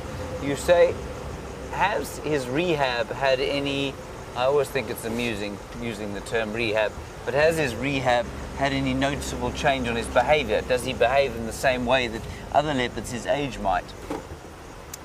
I can't see that it has, you know. He's used to the vehicles. He certainly, apparently the first few times he saw a car, he was a bit skittish. But at other times, he's been absolutely fine, totally relaxed around the cars, so that's been no different. He'd still be in his mother's territory, so that's what he's doing now, just kind of skirting around where his mum's territory is, so that's pretty normal. I think he's probably wandered a bit further than a male leopard of his age might, you know, as he's kind of re-establishing where he is. But that interaction with his mother the other day was just unbelievable to watch. She wasn't impressed to see him, but it seemed to me, I don't think he showed any sense of aggression.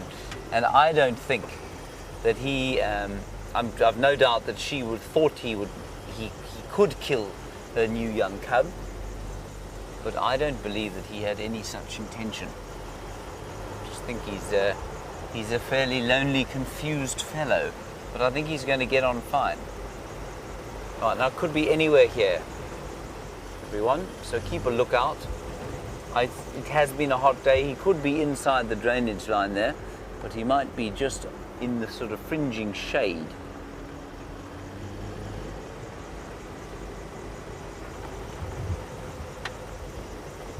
All right, while we're looking and scouring the land, let's go back to Brent and get an update, and if we find Cindil, we'll come straight back to you.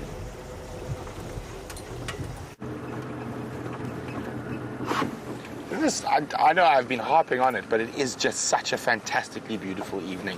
And I wouldn't want to be anywhere else apart from on drive with everyone out there. And we do appreciate all your questions and that, so keep them coming. Now we're going to go past, I think, one of my favorite trees on Cheetah Plains. And I don't particularly like the cassias as a family, but this particular one, I'm convinced one day I'm going to find a leopard in it. Now, to the east of here, where I used to work in the Kruger National Park, in these flat basalt plains, and the leopards always liked to put their kills in this tree, especially during the dry season. There's a couple of reasons for that. It's an evergreen tree, so it doesn't lose their leaves, so they can put the kill in the tree, and it's hidden from birds of prey, and they get a bit of shade while they're snoozing in the tree. Now, the funny thing about them is, on those basalt plains, you've got lots of knob thorns, but not very. Some of them are quite big, but they're very narrow. And the odd big leadwood is just another one of their favorite trees in that area. But they're not very tall trees, these cassias. And I've seen many a leopard kill actually stolen by lions. And they haven't even actually had to climb the tree, they sort of just jump up and grab it. And the poor leopard perched on top. I'm really hoping James has some luck with Karula there. Fingers crossed. There, we're coming up to that favorite cassia of mine that I am convinced one day I'm going to see a leopard in. Oh, sorry, I thought James was looking for Karula. Apparently he's gone looking for Cindil, or Cindil, as we like to refer to him as sometimes. So here it is. Isn't that just a very pretty tree on top of a termite mound? And I just imagine Mr. Quarantine lying in there with a nice impala kill. It's a long-tailed cassia.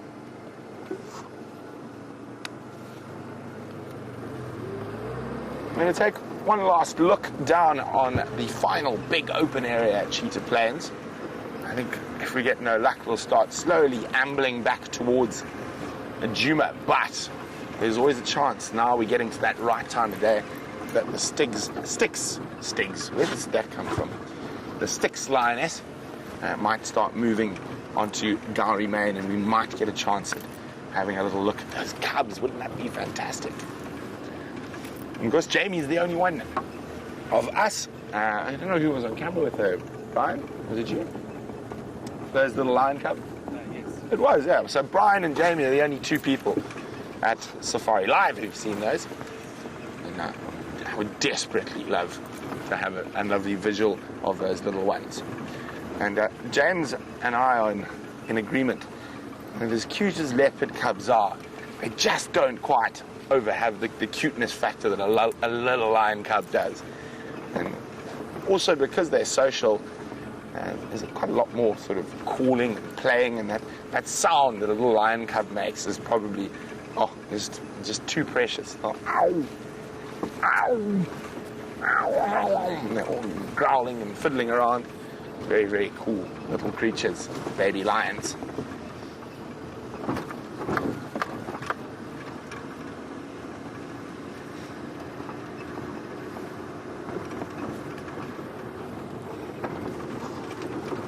Hi, Ginny. Ginny's in the Lone Star State, Texas. And Ginny would like to know, would a female leopard kill another female leopard's cubs?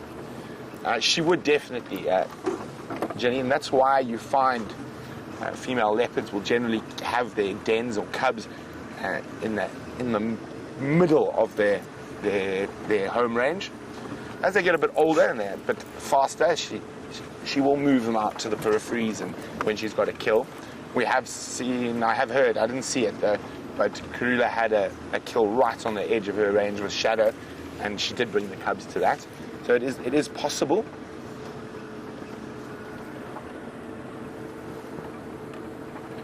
Now this is one of these roads that's very seldom driven. Well, it's always nice to come explore these areas every now and then, have a look what tracks have been around. It's another route down to that big open area.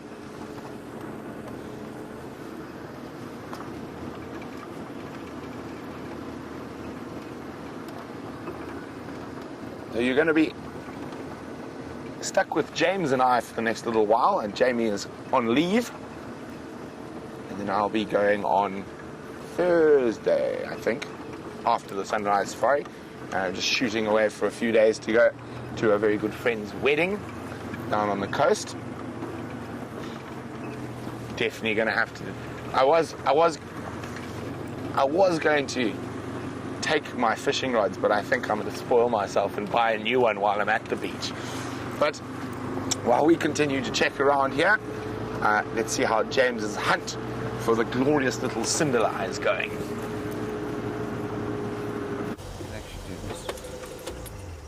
All right, everybody, we're into the vicinity where young Cindil was, and if you have a look at this picture here on my phone, that's what the ping said. Now we're on this road here, and there's the Buffelshoek cut line you can see cutting across there, and he's about a third of the way along. Now this is not a sort of active image, so I can't sort of put a GPS coordinate into it, but we're probably about 100 meters or 300 feet or so south now of where he was. But you can see from the picture there that he was east of the road. So I think inside the Mulwati drainage line here. So let's just drive along. We'll listen out for any bird alarm calls. It's starting to cool down a little bit now, and so he may start to get moving. He may have been moving when it pinged. So let's just ease our way along here.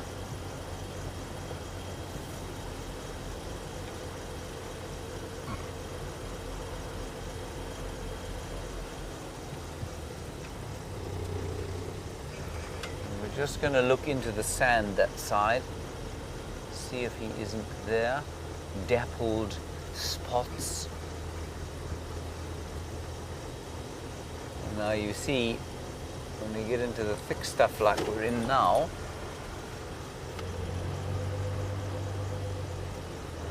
then it's going to be very difficult. I may have to go off and have a look on foot. Let's just go a little bit further and just peer into this bush here. But you can see, I mean, if you were a leopard, the drainage line area would be much better idea.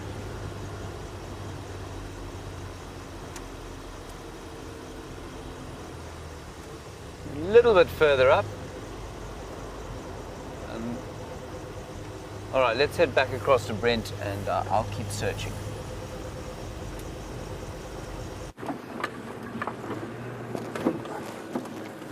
We've made it to the big open area and just having a quick look. It is, I know I keep harping on it, but the light this evening is just to die for.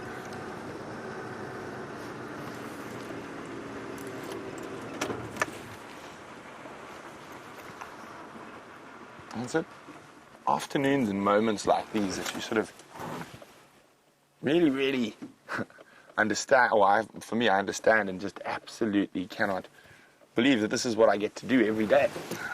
and it doesn't always have to be about the cats and the action. I mean, just look at this. I mean, there's not an animal out here, but it is still just a scene that just sort of takes your breath away.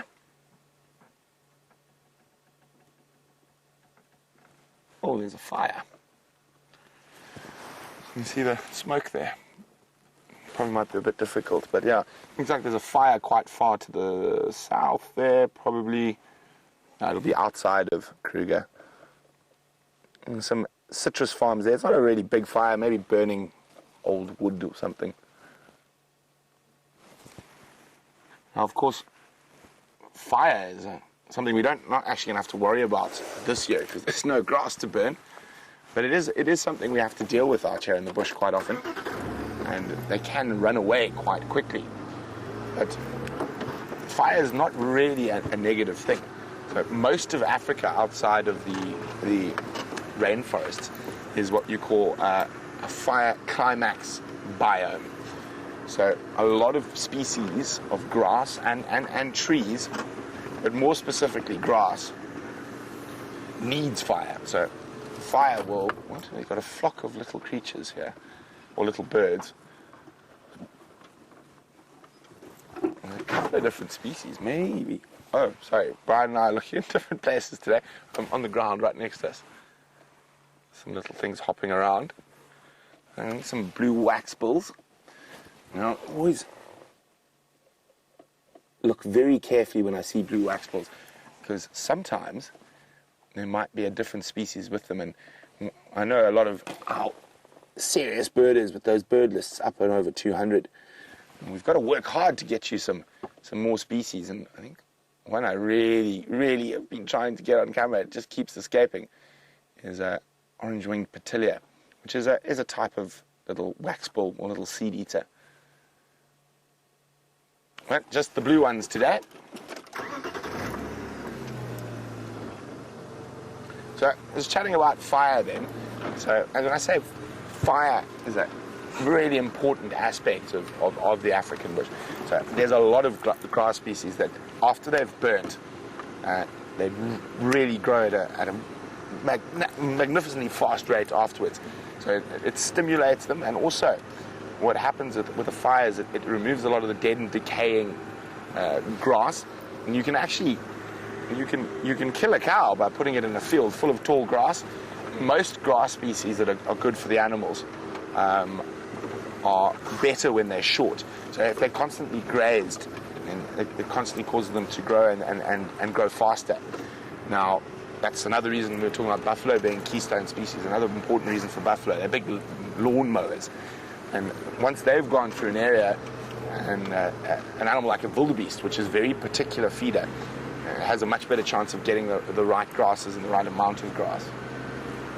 Everything here is connected. Fire, drought, rain, flood, everything.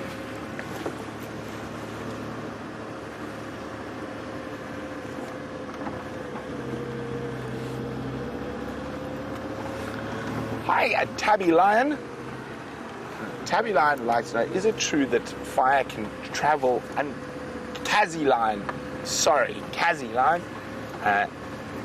can travel underground via tree roots.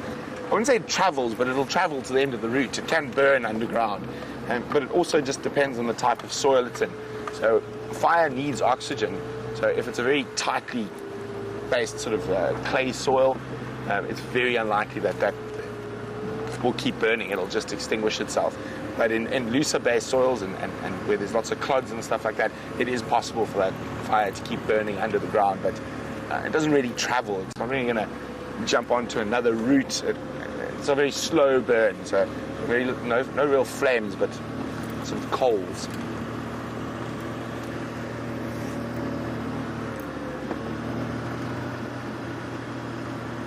We're going to do one last gander down the Kruger boundary. See if we can find my pangolin friend. If nothing, I'm going to start heading back towards Djuma.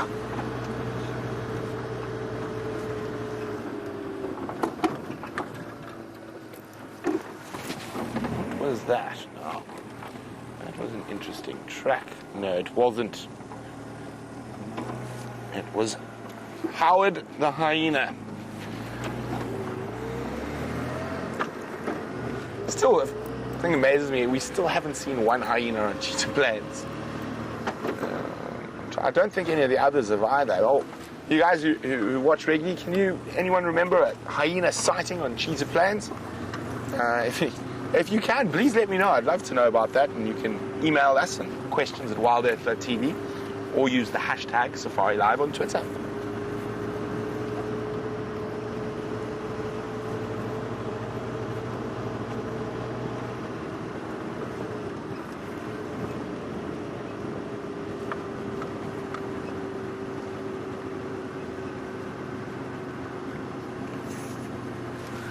Hi, Monique. Monique's in the Big Smoke, London.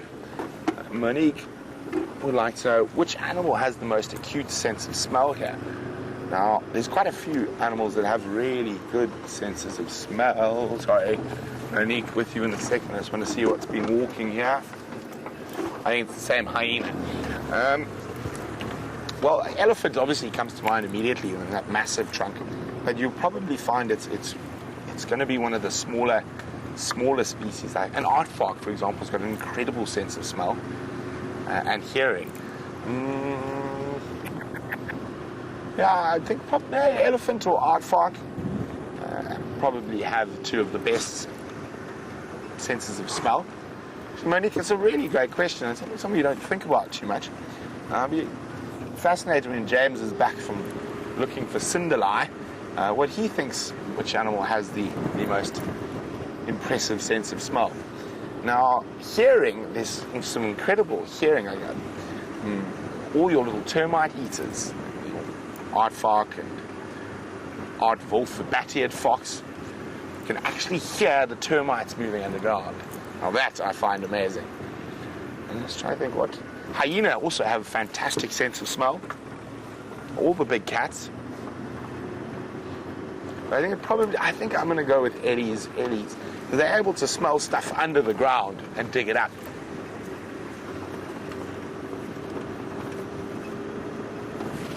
Oh, hello. It's our little bit of our nervous herd of buffalo. So I'm not going to stay too long with them. They're heading back towards the Kruger National Park now.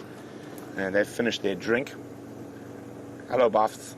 Sorry, I know you guys are not the most calm, so I'm going to try to sneak past you quietly. It is fantastic. Look at that. Yes, shame. I'm not going to impede them. They're going to have a tough year. And they've had a tough year, and the year's only going to get tougher for buffalo.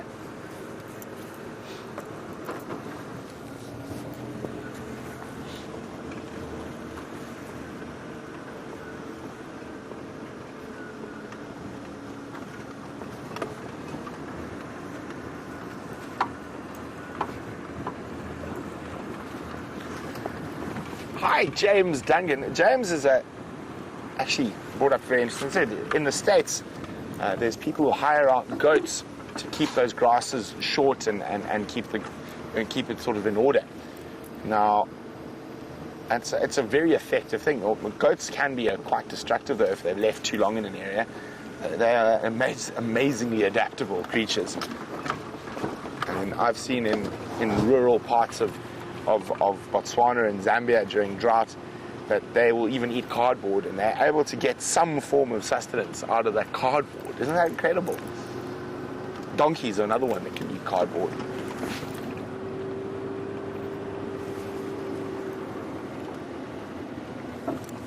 Okay, well, cheetah plains had some lovely ellies, lovely buffalo, some zebras, and it's been a little bit on the quiet front from the big cat-wise, but it has been just absolutely gorgeous.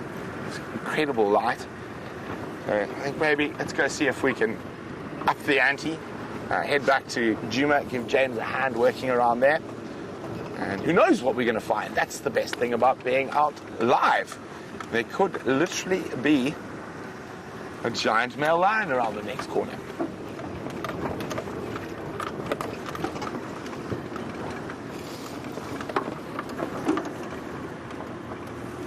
Oh, hello, Boko. 1, 2, 3. Oh, normally you've got the 3 count before it disappears. Oh, yeah.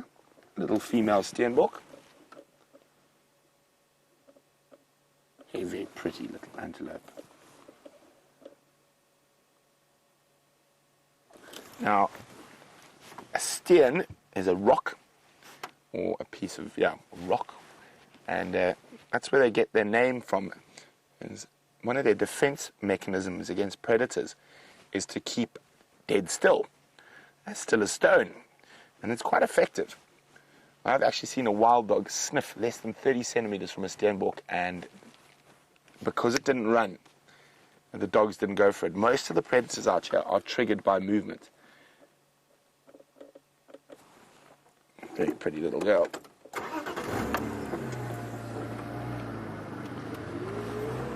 Bye, little steenbok here.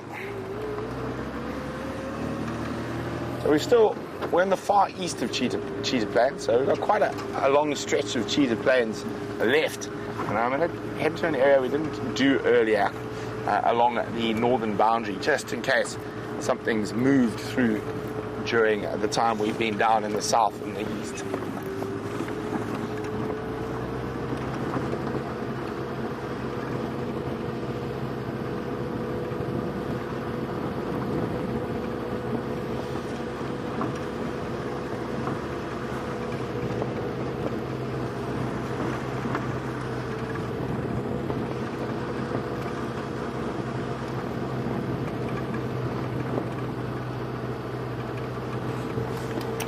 Well, we've just seen that gorgeous little steenbok, and Abhishek is wondering, why don't we see them more often?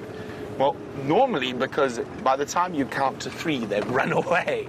So the grey duiker and the steenbok are 2 smaller antelope species we see regularly here. There's always a chance that we might see a greyspok. One has been seen next door in Buffelshoek, but it's unlikely. They prefer rocky areas, and we don't really have too many rocky areas. But it's because they generally run away before we can swing the camera around.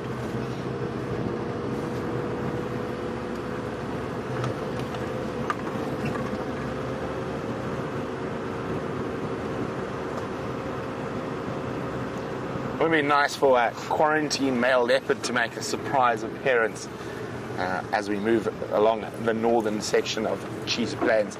And that's where he is found normally, in this north and central area of Cheetah Plains, around 3 in a row pan. We're definitely going to have another squiz at the waterhole as we head back that way, because you never know what might have popped out of the bush.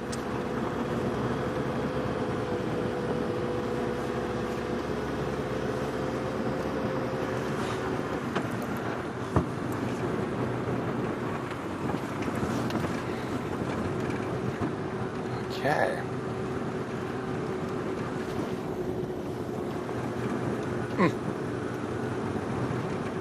I think it's time for a little quiz.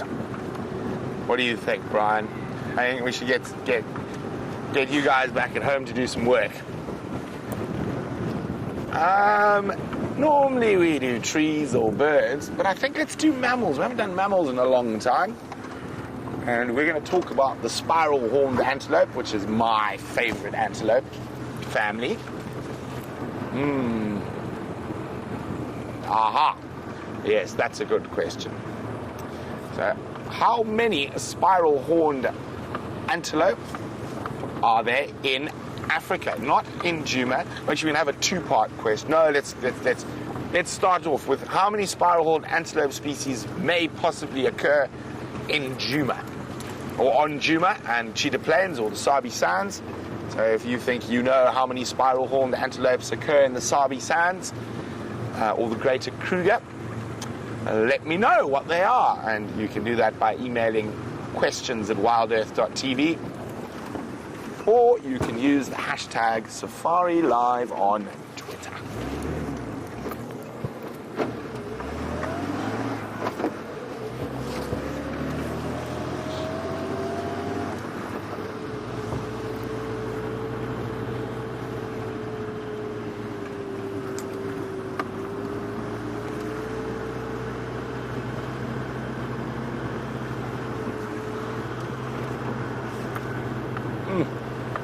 The smell of the bush at this time of the year is fantastic. You can smell the dust, sort of drying leaves. Elephant odor wafts through as you drive.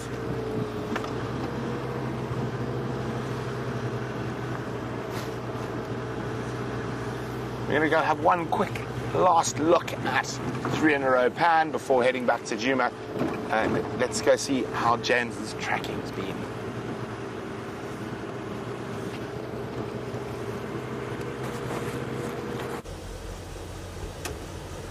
Now, everybody, I'm not going to look you in the eye, I'm just looking down here. I walked into this drainage line, and quite a substantial portion of it, I didn't see any tracks. We couldn't get a vehicle in there anyway, but this is where the ping came from.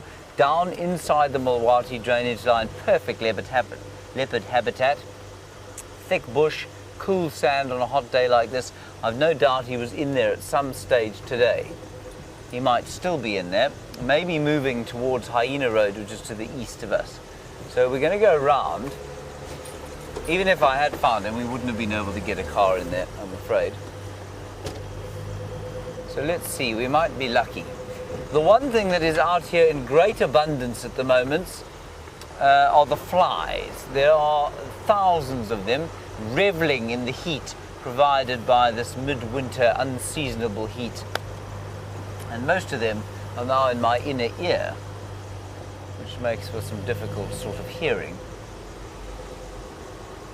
I'm just scouring inside here, then I shall look you in the eye again. Just while we drive along here, excuse my rudeness. When it ain't your day, it ain't your day. Right, let's go down here.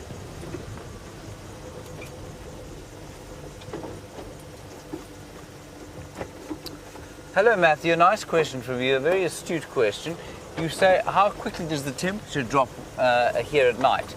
Well, normally pretty fast. You know, as the sun goes down, literally, as it pops below the western horizon, we'll put a jersey on. But today, I just don't think that's going to be the case. Today, I feel like it's probably going to stay quite warm until late tonight, and then I think a front is going to hit us.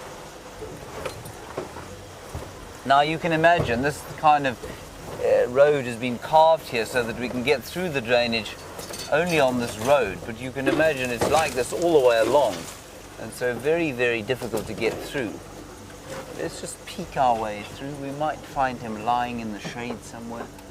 It would be so nice to see him. This is the Great Mulwati drainage. And unlike its southern reaches on Djuma, where we can sort of drive through it, we cannot do that here. It doesn't have anything like the space. We drive past him in 3.5 seconds.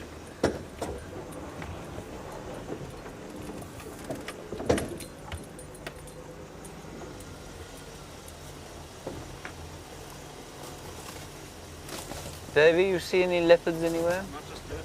You will tell me though, won't you? Yes, thanks. No, not my day. Now this does bring up the great debate, of course, of why on earth don't we just put subcutaneous tracking devices on all our animals if it's so easy to, you know, get a pinpoint from them. It does somewhat take the romance out of it. I am personally, once Cindil has established himself, I'm looking forward to the day that that collar falls off him, as I'm sure it will. But for the moment, we'll take advantage of it. Like I say, it's supposed to send regular pings, that collar, which it does, but sometimes they're received a bit later.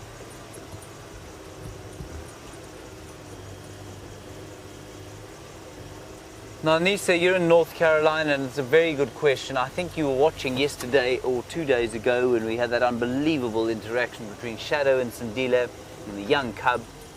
And you say, do leopards and lions recognize their offspring from a previous litter, or do they just see them as a threat to the new litter? I believe that they do absolutely recognize each other. I'm pretty sure that Shadow knows who Cindil is. I'm pretty sure that Cindil definitely knows who Shadow is. He wouldn't have hung around there had he not known who she was. And I just think that, you know, the leading cause of cub death, leopard cub death, is infanticide from unknown male leopards. So it's really not, you know, it's not surprising that she's a little bit reticent to have him hanging around. But she wasn't that aggressive with him. And he showed, to my mind, watching the interaction, we saw a bit of the interaction before we went live. I mean, we actually went into the sighting to look. I just think that he was confused. I don't think he showed any sense of aggression at all. What he'd do to the new cub, I don't know. I think it's unlikely that he'd harm it. No, I'm afraid we're going to give this up. We're going to come back past here a little bit later on when it's cooled down. Let's go to Buffelshoek Dam. I know that Brent started there today, and we may be lucky and have those lions pop out for a drink as the sun starts to set on another glorious African winter's day. I would show you the sunset, but it's right behind us, of course, so that's almost impossible. See if we can get up onto the ridge, Chris, and we'll have a look.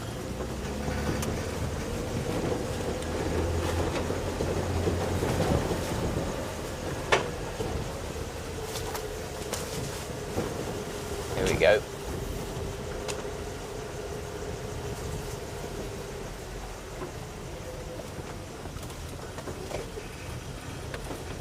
Now, there are not many jobs where Monday morning or your Monday at work ends with a scene like that.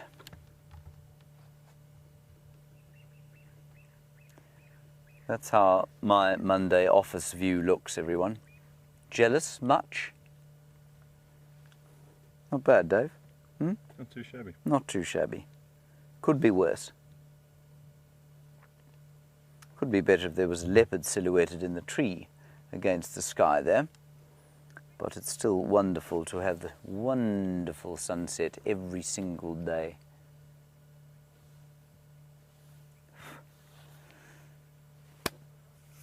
James Dungan, yes, very good question. You say, wouldn't a leopard cub and leopard mother know each other from smell? Yes, absolutely, I think they would. I think that would be the major way that they recognized each other. Smell is massively, massively important, even to us as human beings, and half the time we don't even realize it. And we know that our noses are not anything like as powerful as many of the animals out here, and that the organs that we have for interpreting smell are almost vestigial. In other words, they are relics of our evolutionary past, but still smell is massively important to us. And you know that your family smells like home. You know that your partner, if you like, either smells like home or sometimes just doesn't smell quite right. I've certainly had that experience. Not bad, just not right. And so I don't think there's any doubt in my mind that a leopardess would recognize her cubs from their smell completely. Righty, let's move on from here. Brenty has some, I believe you have some answers to Brent's quiz.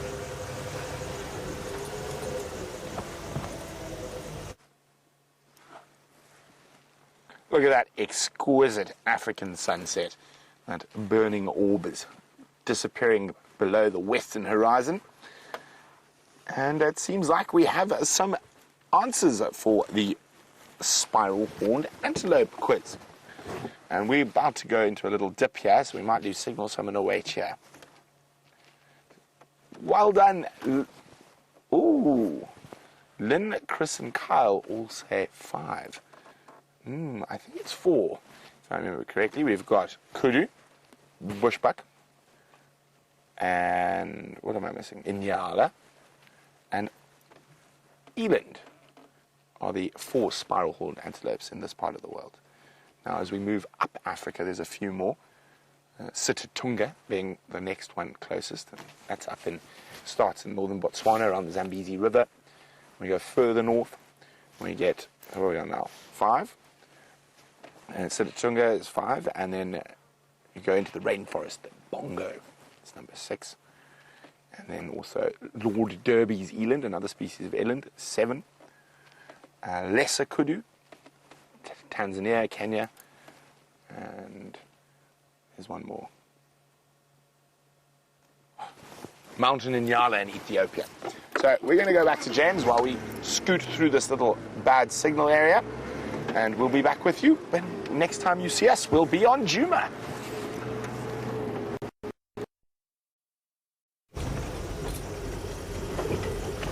Right here, everyone. Oh, you didn't see that one, did you, Davey? No, you didn't. I only asked for it. Just to prove everybody that we're not having a totally mammal-free drive. There is a buffalo. Just enjoying his sunset cud. Doesn't that look nice, Dave? Beautiful. You wish you also had some sunset cud to chew? I do, James. And he's just very, very relaxed. I think we're going to carry on from him, and we're going to head towards Buffelshoek Dam and see if those lions don't pop out. So if he has headed east, Cindil, I mean, from where he was, which I think is quite likely, then this is the road that he'll come to. But who knows when that might be. We may be lucky. So Brent obviously on his way back from the east being Cheetah Plains. This of course is the worst road on Djuma, and so you must watch out, you must remove your dentures while we're driving along here, and please don't spill your drink on your lap. A hot cup of coffee on the lap, very painful, not nice. Not so, no? Yes.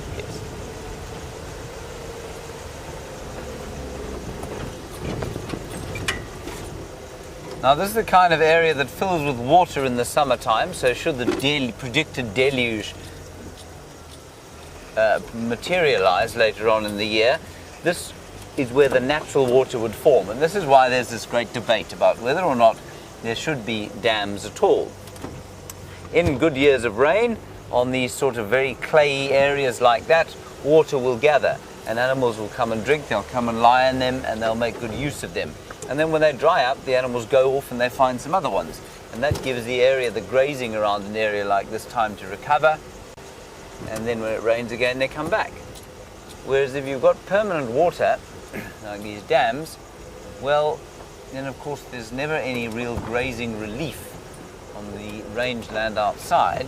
But what it does mean is that you have a regular, steady stream of animals coming your way. And if you're running a tourism operation or something like that, which just about everybody in this area is, and you know, without the tourists we wouldn't have this conservation land, well, you can't really have only sort of a month in each year when you've got animals around. So it's always a bit of a trade-off.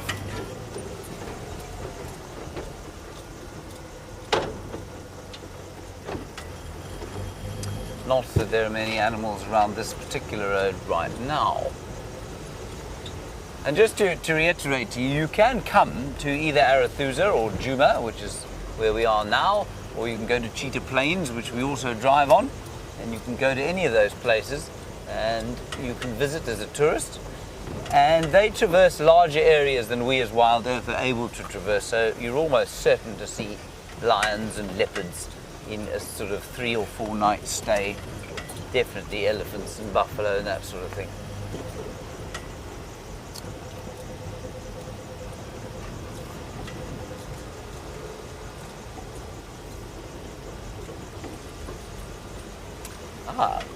Andy Brown, very nice question. You say, why are there no bear species in Africa? Andy, you say every other continent has got them except Africa. That is not very cross, Franklin. That is not entirely true in that Antarctica ain't got no bears, just a lot of penguins. But I take your point. There are no bears south of the Sahara. There used to be bears in the Atlas mountain called the Atlas bear, and I think there's some debate as to whether it was introduced or not from Europe. Now the Atlas mountains are up in the very north of Africa, just around about Morocco sort of side, very high mountains, and there used to be bears apparently around there. They are long since extinct as far as I'm aware. But all throughout Eurasia, obviously Europe, and into the Americas and much of even the Asian subcontinent into India, you will find bears. And I don't know if you get them in South America. I don't think you get bears in South America, do you? Maybe versions of bears. In Australia, yes, you've got a koala bear, but as far as I'm aware, a koala bear is not an ursid, as we'd call it. It's not from the same family as the bears. I think that the koala is a marsupial, and therefore very, very, not even vaguely related to any kind of bear. But why don't we get them here? The ecological niche that a bear would fulfill in its, in northern Africa, Eurasia and into North America is full here. And that ecological niche is of the sort of apex predator, and it's, that's just what evolved over there, and evolved in the absence of many of the predators that we have in this area. I think specifically bears are very good at being able to lay down fat, and you need to be able to lay down fat very effectively if you go through times of boom and bust, i.e. A very severe winter juxtaposed with a very abundant summer. We don't have that situation here, where our summer, well, at least our winter, look at us sitting in our shirt sleeves, 88 degrees Fahrenheit, midwinter. It's just really not that terrifying. So animals like bears, which do lay down enormous fat reserves, don't have any, those adaptations are not particularly effective for an area like this. I hope that sort of answers your question, but basically the niche that a bear would fill over here is filled with other predators. I don't know why that Franklin is so very upset. Anyway, I'm just going to pop down to Treehouse Dam and see if we can't see something there. We might be lucky, we might not. Now, the drainage line system here is quite confusing, so we're now heading down back into what is essentially a tributary of the Mulwati. So the Mulwati is that big one that we were driving along there. This is a tributary that feeds out of Treehouse Dam. There's a Nyala, David. Can you believe it? We've found another mammal. Our skill is unparalleled. There it is, everybody. Hiding like everyone else. And all you can see there are the white chevrons on the Nyala's nose that apparently are supposed to help it see in this thick bush in which it lives. Light is supposed to reflect off those chevrons into the eyes. I am slightly suspicious of that. Why has it got a white sock on its left foot? And indeed its right foot. I don't think that's to reflect light into its eyes. So I wonder if it isn't just sort of decorative in order to attract mates in the same way that a peacock's tail might be. There are a whole lot of females behind. also in the deeply thick bush. Now, remember we were talking about the colour blindness. I'm just going to sneak slightly forward so that Dave can see the females there. You got them, Dave? Yep. And remember we were talking about colour blindness, and we were talking about whether or not animals can see those things. Now that red colour that you can see walking through there, that's pretty obvious to our eyes. It's not very well camouflaged, except in the winter like this, when those stripes and I guess that chestnut colour does mix in with some of the vegetation. But in summer, you can see there how the chestnut colour really sticks out against the green. If you see in no colour, i.e.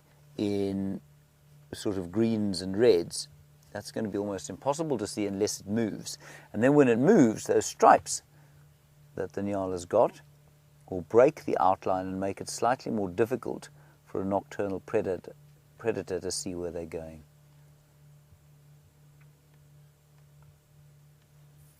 Very nice. Okay, Treehouse Dam before the darkness falls. The other thing out here, of course, as I've said before, is that once the sun sets, it's almost like a light going out. And I know many of you at higher latitudes, there we've got this Nyala, he was going to come across the road, at higher latitudes have got a very lengthy twilight, which we don't have. You've got hardly any twilight at all. Isn't that nice? Yeah, he's a magnificent fellow.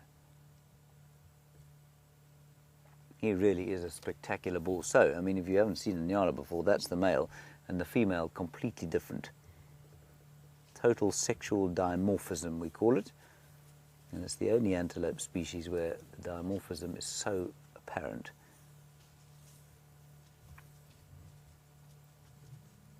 Could be a completely different animal. He's very dark, I must say. He's only got a... Dave, that is extremely unusual. You see how he's only got a white sock on his left leg? I did notice that. Let me just ease forward.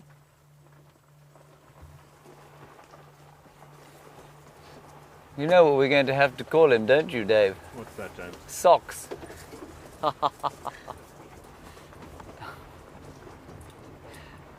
Socks the Nyala.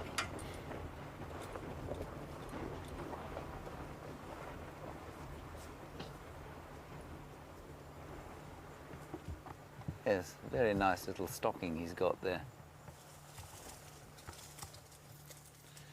Come on, show us your stocking. There we go. No, it's not time for supper just yet. Well, you can just see the whiteness there. And his beard, his very impressive beard. He might be a hipster, Dave.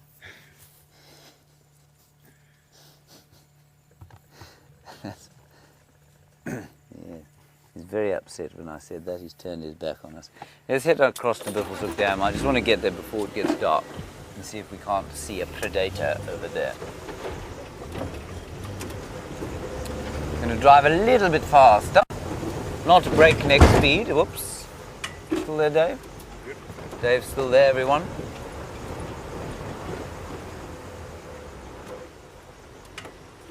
Let's see if we can get there before it gets dark. And it's just up this next road. Lean to the left, everyone. Don't fall out the right-hand side of the car. Phew. Now here it's a bit cooler down in the dips as the katabatic flow begins. That's a word we use a lot at this time of the year, katabatic flow, and it's the flow of the warm air out of the drainage line areas as the sun sets.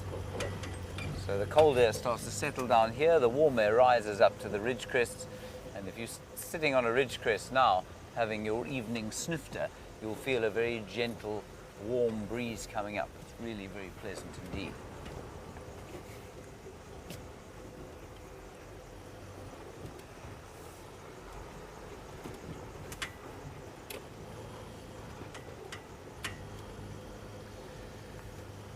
Audrey, age 12, a nice question from you. You know, it's a difficult one. You say, will zebra babies or zebra dads kill their babies like leopard dads. It's not leopard dads that kill their babies, Audrey, it's other males. So it's males who are not their dads. And yes, zebra will do the same sort of thing, not as often, but it does happen, and I've certainly seen it happen here. And it's a difficult one for us to deal with, because we know that as human beings, it doesn't happen with human beings. You know that if you come across a man who's not your father, he's unlikely to try and do you harm unless he's a criminal. He's normally likely to be very nice to you. And that's what we are as human beings. We're generally nice to each other, but for the criminal element, of course. And you'll find the closer you get to human beings, so, you know, so the baboons and monkeys, yes, they do kill each other, probably not quite the same amount as leopards and zebras, for example. And so the closer you come to being a human being, so the less that sort of thing happens. But of course, the best dads out here, and as we were talking about this Father's Day, which was yesterday, are the birds. The birds are very good fathers. They spend a lot of time. They don't just produce the offspring with their female birds. They then help, much the same as human dads do. They help to raise the kids and raise the little chicks, teach them to fly, teach them to hunt, teach them what to eat, look after them, chase off other predators. And very few mammal species other than humans do that. So Audrey, it's a common question, that it's a common thought. And we're often looking for mammal species like ours, where the males are good fathers, and it's because it makes us feel like we have something in common with them. It makes us feel in a sense of attachment. The wolves and the wild dogs are a bit different. They've got pretty good fathers. The cats tend not to have such good dads. Although, you know what, I say that, but, you know, although a male lion may not make a great deal of effort with his offspring, and he'll tolerate them if he happens to be around the pride when they're around, he plays a very important role in their lives. So many of you will know that the male has very little to do with the pride of females and cubs, and he patrols, and he'll have maybe 2 or 3 prides in his territory, and he doesn't do any kind of feeding of the kids, he doesn't help to hunt anything, but what he does do is protect the territory from other males coming into the area who would kill the cubs. And so although by human standards I suppose he's not a great dad, he's not about to go off to Little League and watch his cubs learn to play baseball or anything like that, and he's certainly not going to bring them nice food to eat, he will look after the area in which they live. And that is very important when you're living in the wilderness. So, by human standards, not so good. By animal standards, well, that's just his role. Right, Brenty is back on Juma. Let's go and get an update from him.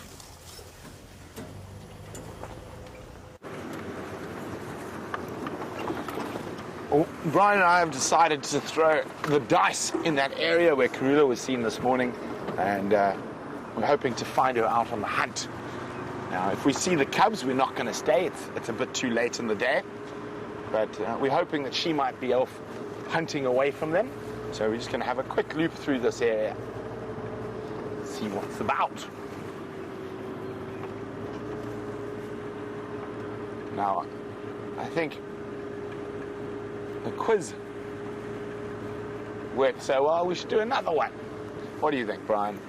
Brian, would you like to do a quiz for a change? Oh, I've got nothing to quiz. He's Brian's got nothing to quiz. Okay. Let's think.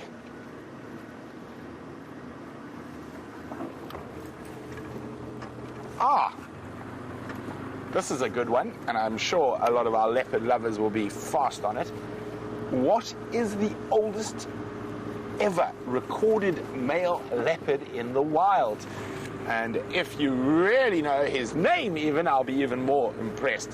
So if you know who the oldest male leopard ever recorded in the wild was, or his age and his name if you know it. So if you got that information, send it through to me on questions@wildearth.tv or use the hashtag SafariLIVE on Twitter.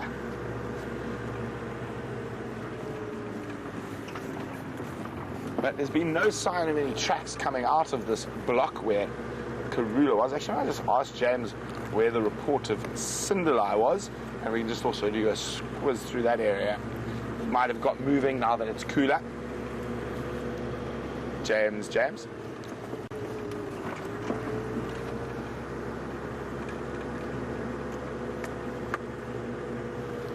James, what area were you looking for, Cindil?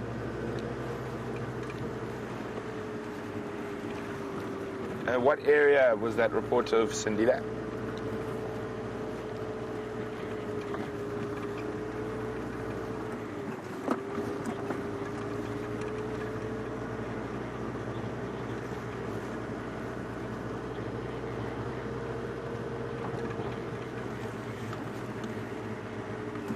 Sorry, just listening to James.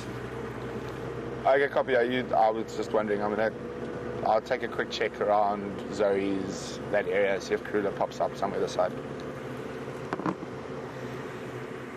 James is actually still in that area, so he's going to check around there. And now Steph's calling us as well. Ooh. Sorry, there's monkey's alarm calling around the lodge. James is closer, but I think we're going to go give him a hand as well because we're not too far. We're about 5 minutes from there. James is about 2 minutes, 3 minutes away. So, well, let's go see what's happening around the lodge.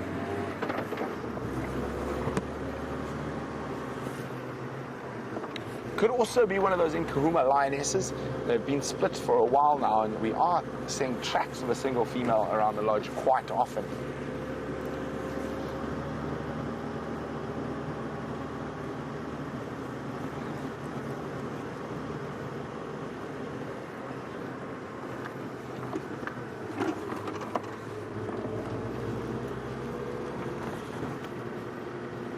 And it has been an absolutely gorgeous evening.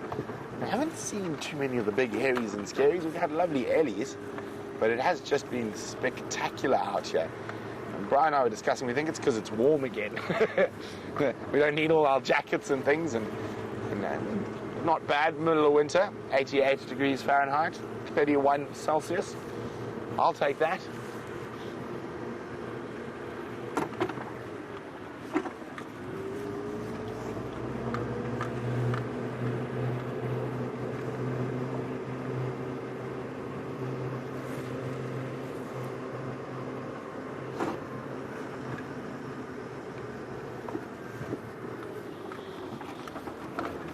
Hello, Michael, who's 13, and mother Amanda. Welcome on the safari. And they were wondering about elephants' toenails. Do they grow? They most certainly do. And the reason they never really look like they grow too much is that when elephants are constantly using their feet, they're kicking the ground, they use their feet to dig out stuff, so they don't need nail clippers, they do it by wear and tear.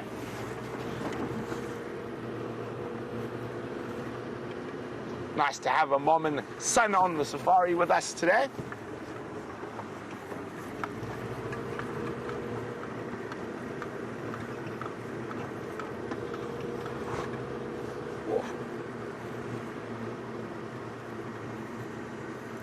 It's that half light at the moment. It's spectacular. And one of my favorite words refers to this half light period, but at dusk and at dawn, and it's called crepuscular. It just sounds so wonderful to say. Crepuscular. Say crepuscular, Brian. Crepuscular. There we go, crepuscular. It is a lovely word.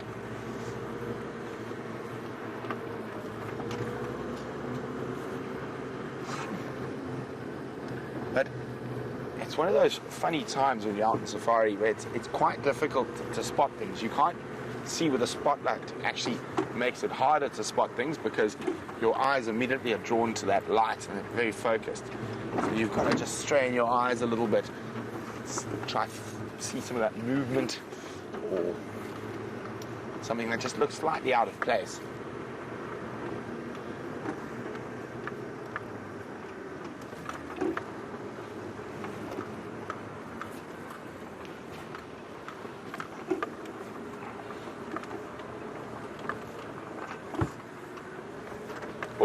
feel the temperature drop as we go through this little river system.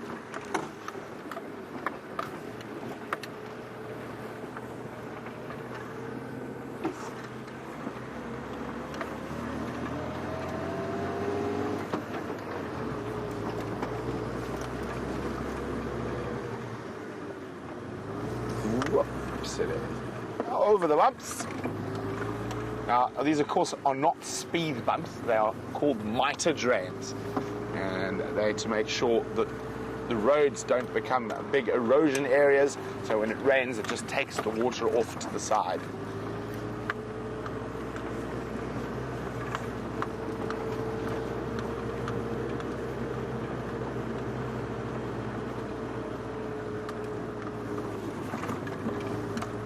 Now, we're coming to have a look around quarantine. I know James is checking around the dam.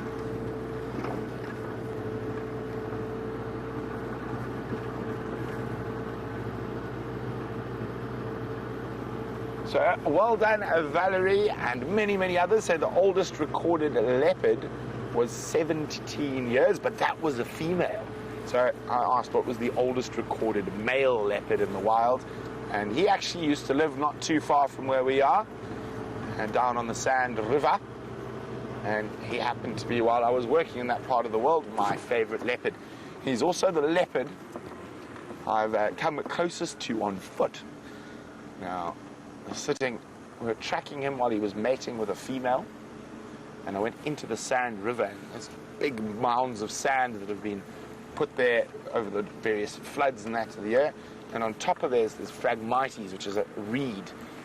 And I had my head down, I was looking at the tracks, and my tracker, Mr. Matubula, said, "Hey, don't move."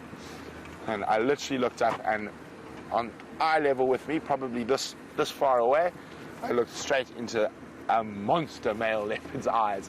I will not lie, my heart definitely quickened quite a bit in that moment. But he didn't move, he just watched me, and then I stepped back slowly, and we went back and fetched the car and had a fantastic sighting of him mating. Okay. Let's go give James a hand around the dam. I can see a buffalo. That's not what we're looking for. I suppose it's about time to get the old spotlight out. Nearly.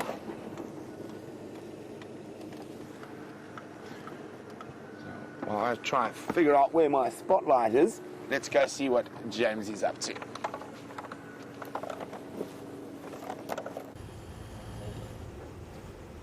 Now, we came into this area, everyone, because we heard reports of monkeys alarm calling down here by the Djuma Dam. Now, that's where we are now. So we left Buffelshoek. Nothing going on at Buffelshoek Dam at all. One lonely heron. Davy, the aerial's down. Is it all right? Okay. I'll just stop so that Dave can fix the aerial.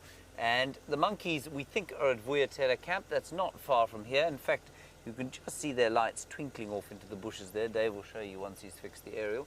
He's just reattaching it to the car, as we drove into this area quite quickly. Come on, David. There you are.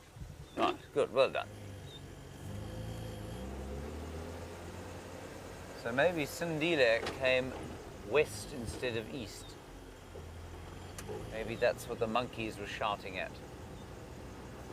So we'll drive onto the dam wall where there's a beefy, and then we'll go back down and around, I think, to Galago Pan.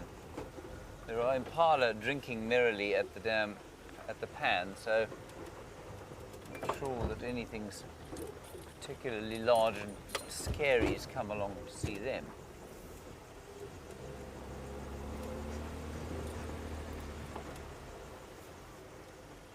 Go ahead, Brent.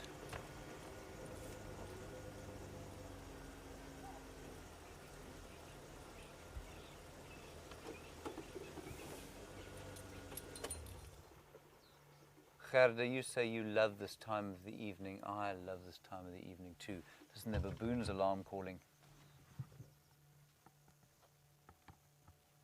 They're not around here. The monkeys are still around the other side. I can hear them going, cow, cow, cow, cow.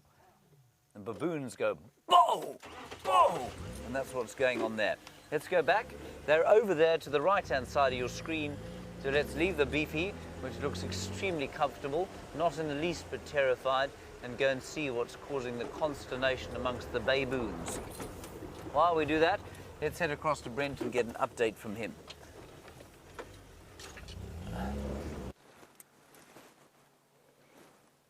Look at that. It's full moon. Isn't that just spectacular? Now, we often get very red moons at this time of the year, and that's due to all the dust in the air. So it creates that reddish color.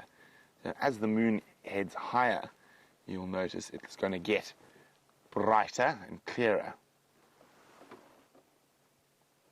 Now, James is going to go check on Mvubu side. I can also hear those baboons alarm calling.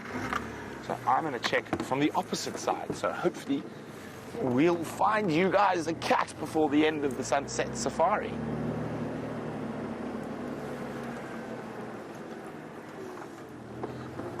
Of course, I got distracted by the moon and forgot to get my spotlights. I'm going to have to get out to it. We'll just get up onto quarantine quickly.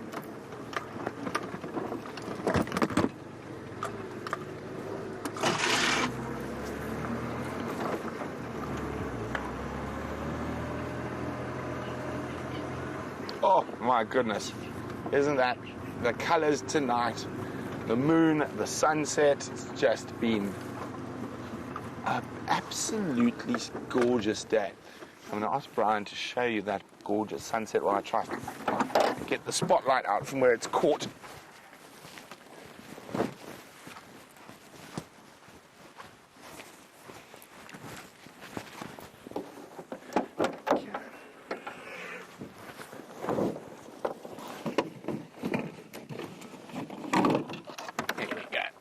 Success. We have had some success with the spotlight. Now we can go look for a cat. Now we're ready.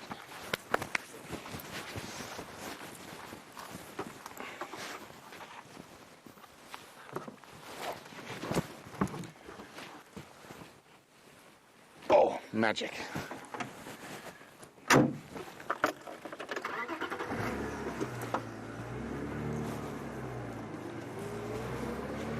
Oh, another tough day in the office, Brian.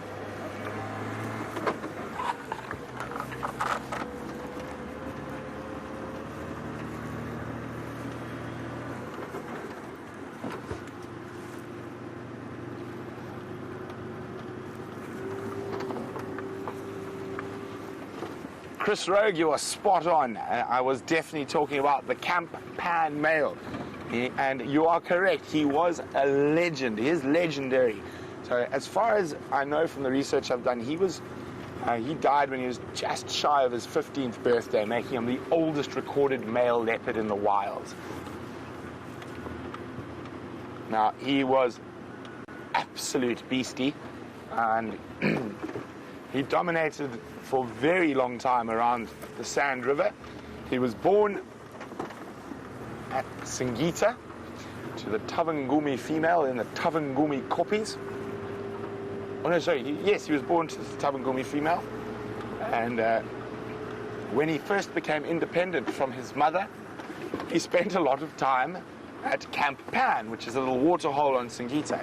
So that's where he got his name. And he pushed out another big male called, well, we used to call him Old Paleface, and he was called the Moonlit male. And both of those were spectacularly large leopards. And Camp Pan was the biggest leopard I'd ever seen until I saw Anderson for the first time. Now, Anderson is, in my opinion, I've looked at photographs of them at the same age, and Anderson is bigger than the legendary Camp Pan. Kyle says he looks a bit like Anderson. I know, Kyle, it makes you wonder, is there a bit of Camp Pan's genetics in that boy? So he was, from a body size, he was also one of the largest male leopards on record. The largest ever male leopard in the wild, of course, was around just over 200 pounds. And old camp pan was not shy, no, not far off that weight. Switch off and listen for a second.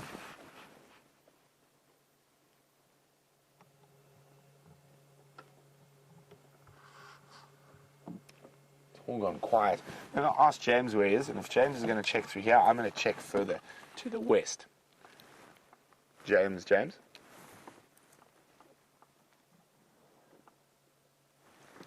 James, are you going to check that little link road past Gallagher?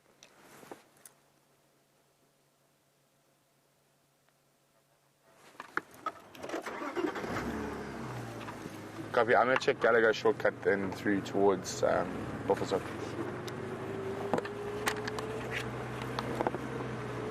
Okay, so James is checking down there at the moment. Those baboons were alarm calling somewhere in this area, but it's very likely that whatever it is on the move. So it pays to have a couple of vehicles circling the area. Much easier for us to possibly find them. Find whatever might have been being shouted at.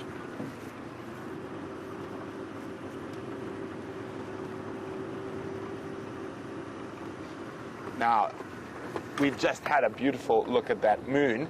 Now, with the camera that James has got today, and Dave, they're going to go take you on a tour, I think, of the moon. So let's go have a look.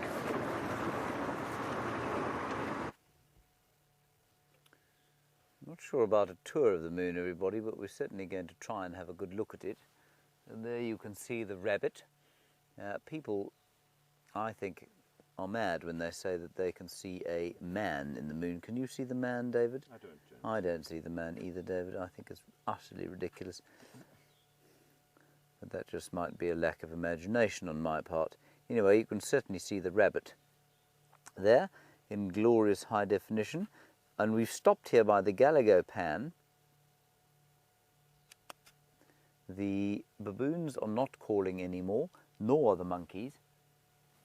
And so I'm slightly at a loss as to what to do. What we are going to do is turn around. Brent is going up the road in front of us. And so what we'll do is go up the road off to where the moon is, basically, and see if we can't pick something up there. I'm just taking a photograph of very, very suspect quality. Very suspect, very blurred, horrible. Won't take it again. Well done, David. Yours is much better. Thanks, James. Good job. Let's move on. Okay, so we're going to turn around just to give you an idea. Brent is off in front of us that way, going up towards the cut line. We're going to go up that way. This is in front of us is a melee of 4 or 5 different drainage lines that eventually culminate in the Drought Dam. And so to get, kind of an accurate picture of what's going on in there is almost impossible in the darkness. You have to go in there on foot. So we'll just flank it for the next few minutes that we have left, and we'll see if something doesn't pop out.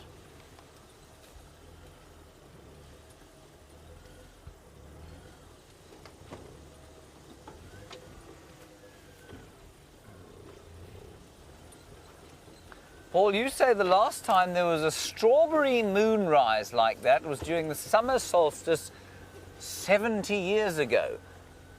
Paul, what is a strawberry moon? I mean, I can see that that is a quite red one, but is that not just the winter's dust hanging in the air? That's really interesting. I'd love to know more about what you mean there, Paul. It's very beautiful. Right, I'm going to drive a little bit quicker. See if we can't pick something up.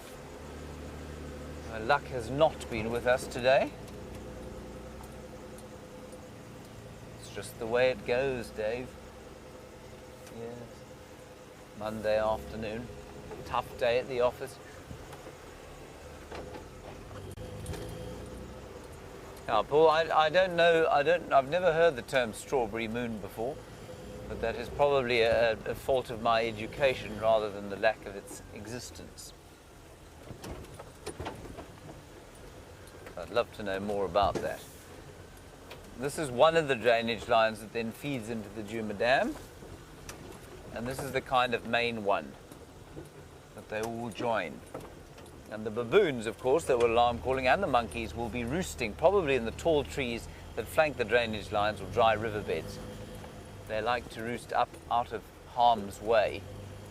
But they will alarm call if they see something like a leopard or a lion, just to warn the leopard or the lion that they have been seen and not to waste its time.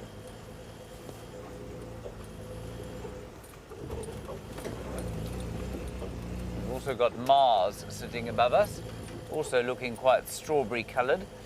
I'm not going to try and show it to you with the camera at this stage because you'll probably get seasick. But that's strawberry coloured, of course, because of the iron oxide in the dust.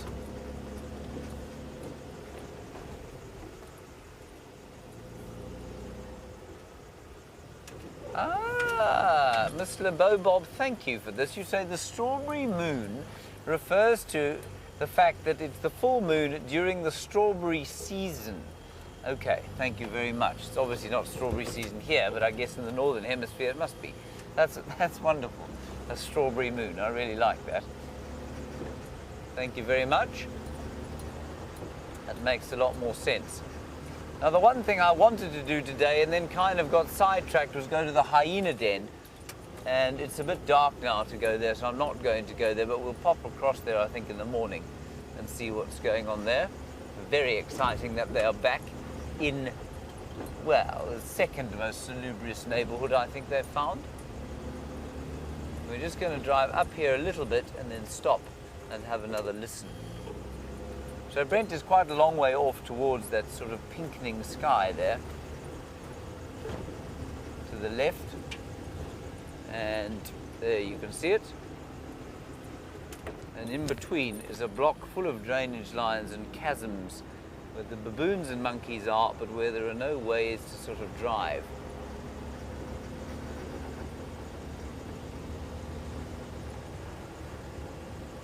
And the hyena den, which is just sort of over there, pops through here, and it's on a major game path that comes onto this road.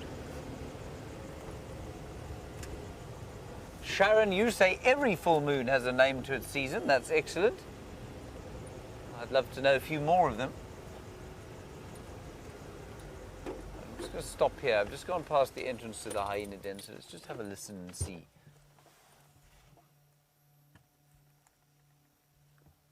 There doesn't appear to be a great deal more shouting from any of the animals.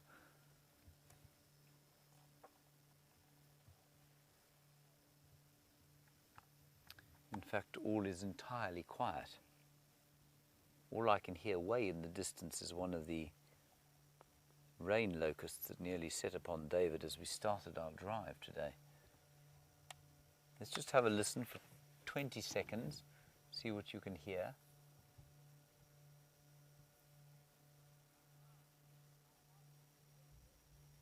I can hear people talking on a game drive.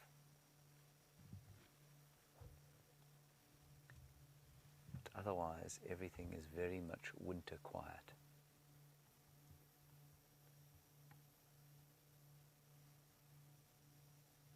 Just that one single solitary rain locust going way in the distance. Not an owl, not a nightjar, not a roaring lion or hyena. Okay, let's carry on.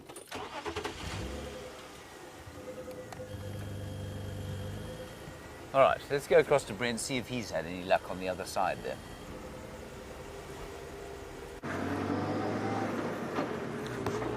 No luck just yet.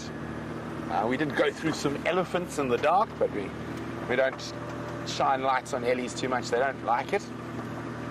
So we turned off all our lights and we drove through them.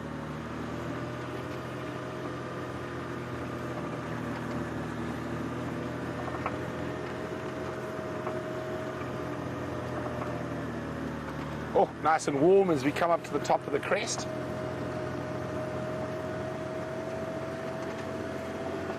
I'm hoping, if we don't find a cat today, that all the cats will be out and playing in the early morning. I think it is going to be gorgeous tomorrow morning. I think it's just going to be one of those fantastic days out in the bush. I'm calling it ahead. I've got a premonition. We're going to find some cats in the morning.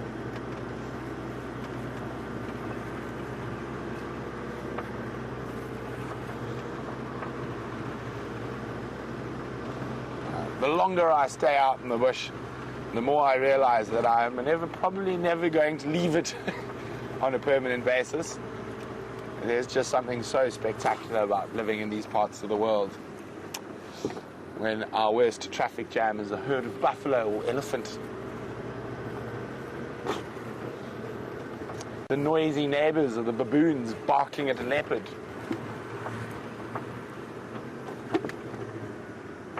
African wildcats. Oh my goodness, it's a little African wildcat. Let me just go back a little bit. Now, this is my first ever sighting of an African wildcat on SafariLIVE. First for the killer bees. Yes, indeed, Brian. I know Jamie and Viam had an incredible sighting of one. How's that? So I'm going to try and move with the shadow. Is that a bit better? Oh, no, there's too much shadow there. So this is... I know they also... How's that, Brian? There we go. Just get that piece of grass out of the way. Spot on. Oh, what did you hear, little wildcat? I'm just going to try and get the spotlight stable. Sorry. There we go. Isn't that just gorgeous? Well, we were looking for big cats and we found the smallest cat. They are just the most supreme little predators. Look at that. Really, really gorgeous. Just try to stick with it. It's going to walk parallel to us.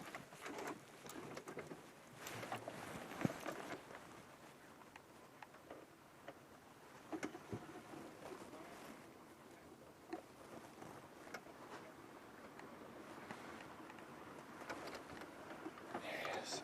Look at him go. Look at those little movements that pop out. Hello, little guy.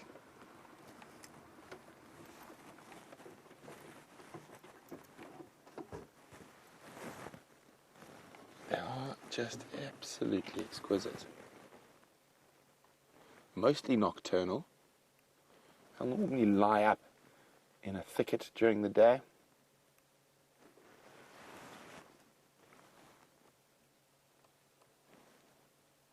About to pop out.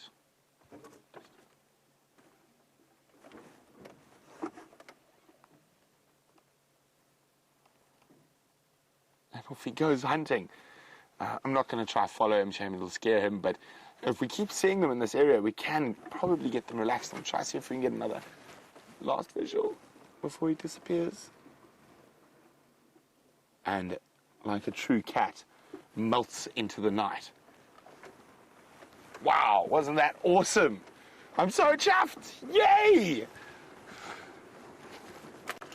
Well, that's the one thing about being out here. You literally never know what's going to be around the next corner. And with these really dry conditions we are having, we're going to see a lot more of these little creatures. So normally the grass is a bit high to see them. So, that was absolutely stunning. Yay, wildcat.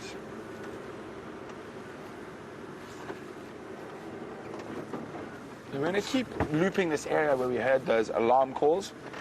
James is over there somewhere.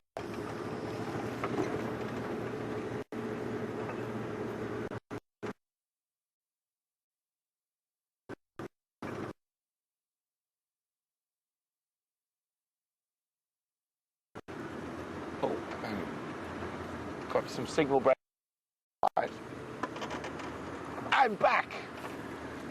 So Zoe's wondering, do you ever see wildcats in different colors? It looks almost identical to the one we saw with Jamie.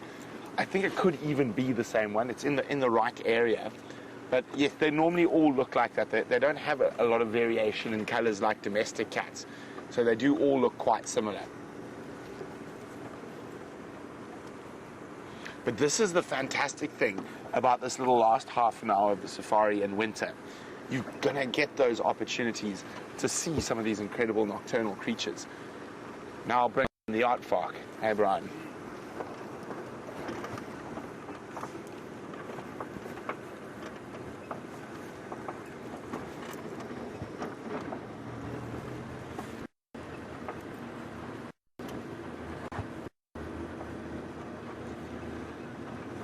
outside Mere in Illinois. Mere, it was Mere's first sighting of an African wildcat.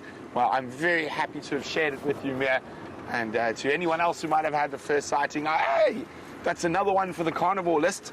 So I've set myself a little challenge to try show as many of the carnivore species as we can. There's a possible 20 or so in this area, and we're getting there now. So we've got, of course, the easy ones: the lion, leopard, wild dog, hyena, cheetah.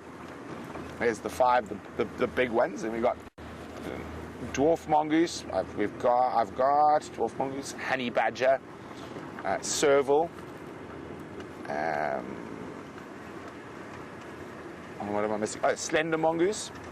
We've seen both species of genets. We've seen, so only 11. Now, side-striped and black-backed jackal puts us on 13. And the missing ones.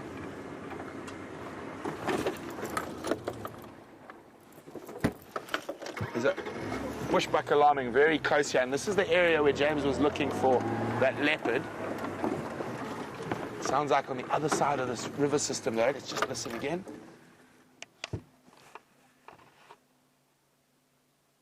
Now, bushbuck don't lie. Oh, it's right in the drainage line. I know James tried to get in there. We can't actually get a car in there. So I'm pretty sure Cindil is very close to us here, just through in the river system here. But it is a massive system. We can't get vehicles into it. Let's just listen. I'm going to see which way it's going.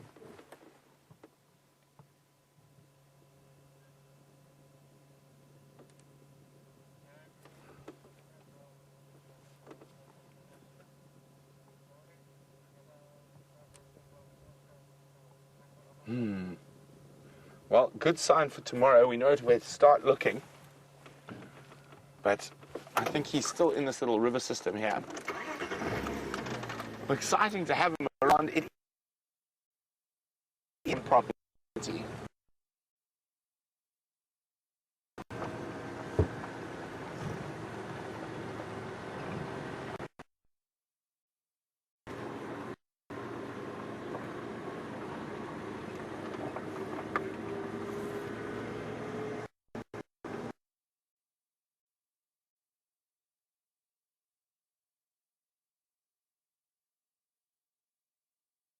Having you on this absolutely gorgeous late winter's evening. And anything there, and Brent of course lost signal. Let me just turn the game drive radio down. There's a great deal of fairly pointless chatter going on. It's deafening me. In fact, it may have deafened my entire right hemisphere of my brain. Just driving onto quarantine clearings to see if anything pops out here. A couple of impala and buffalo coming on, and of course as the night falls, so the animals will want to come up onto these areas. You can just see the back end of a buffalo there.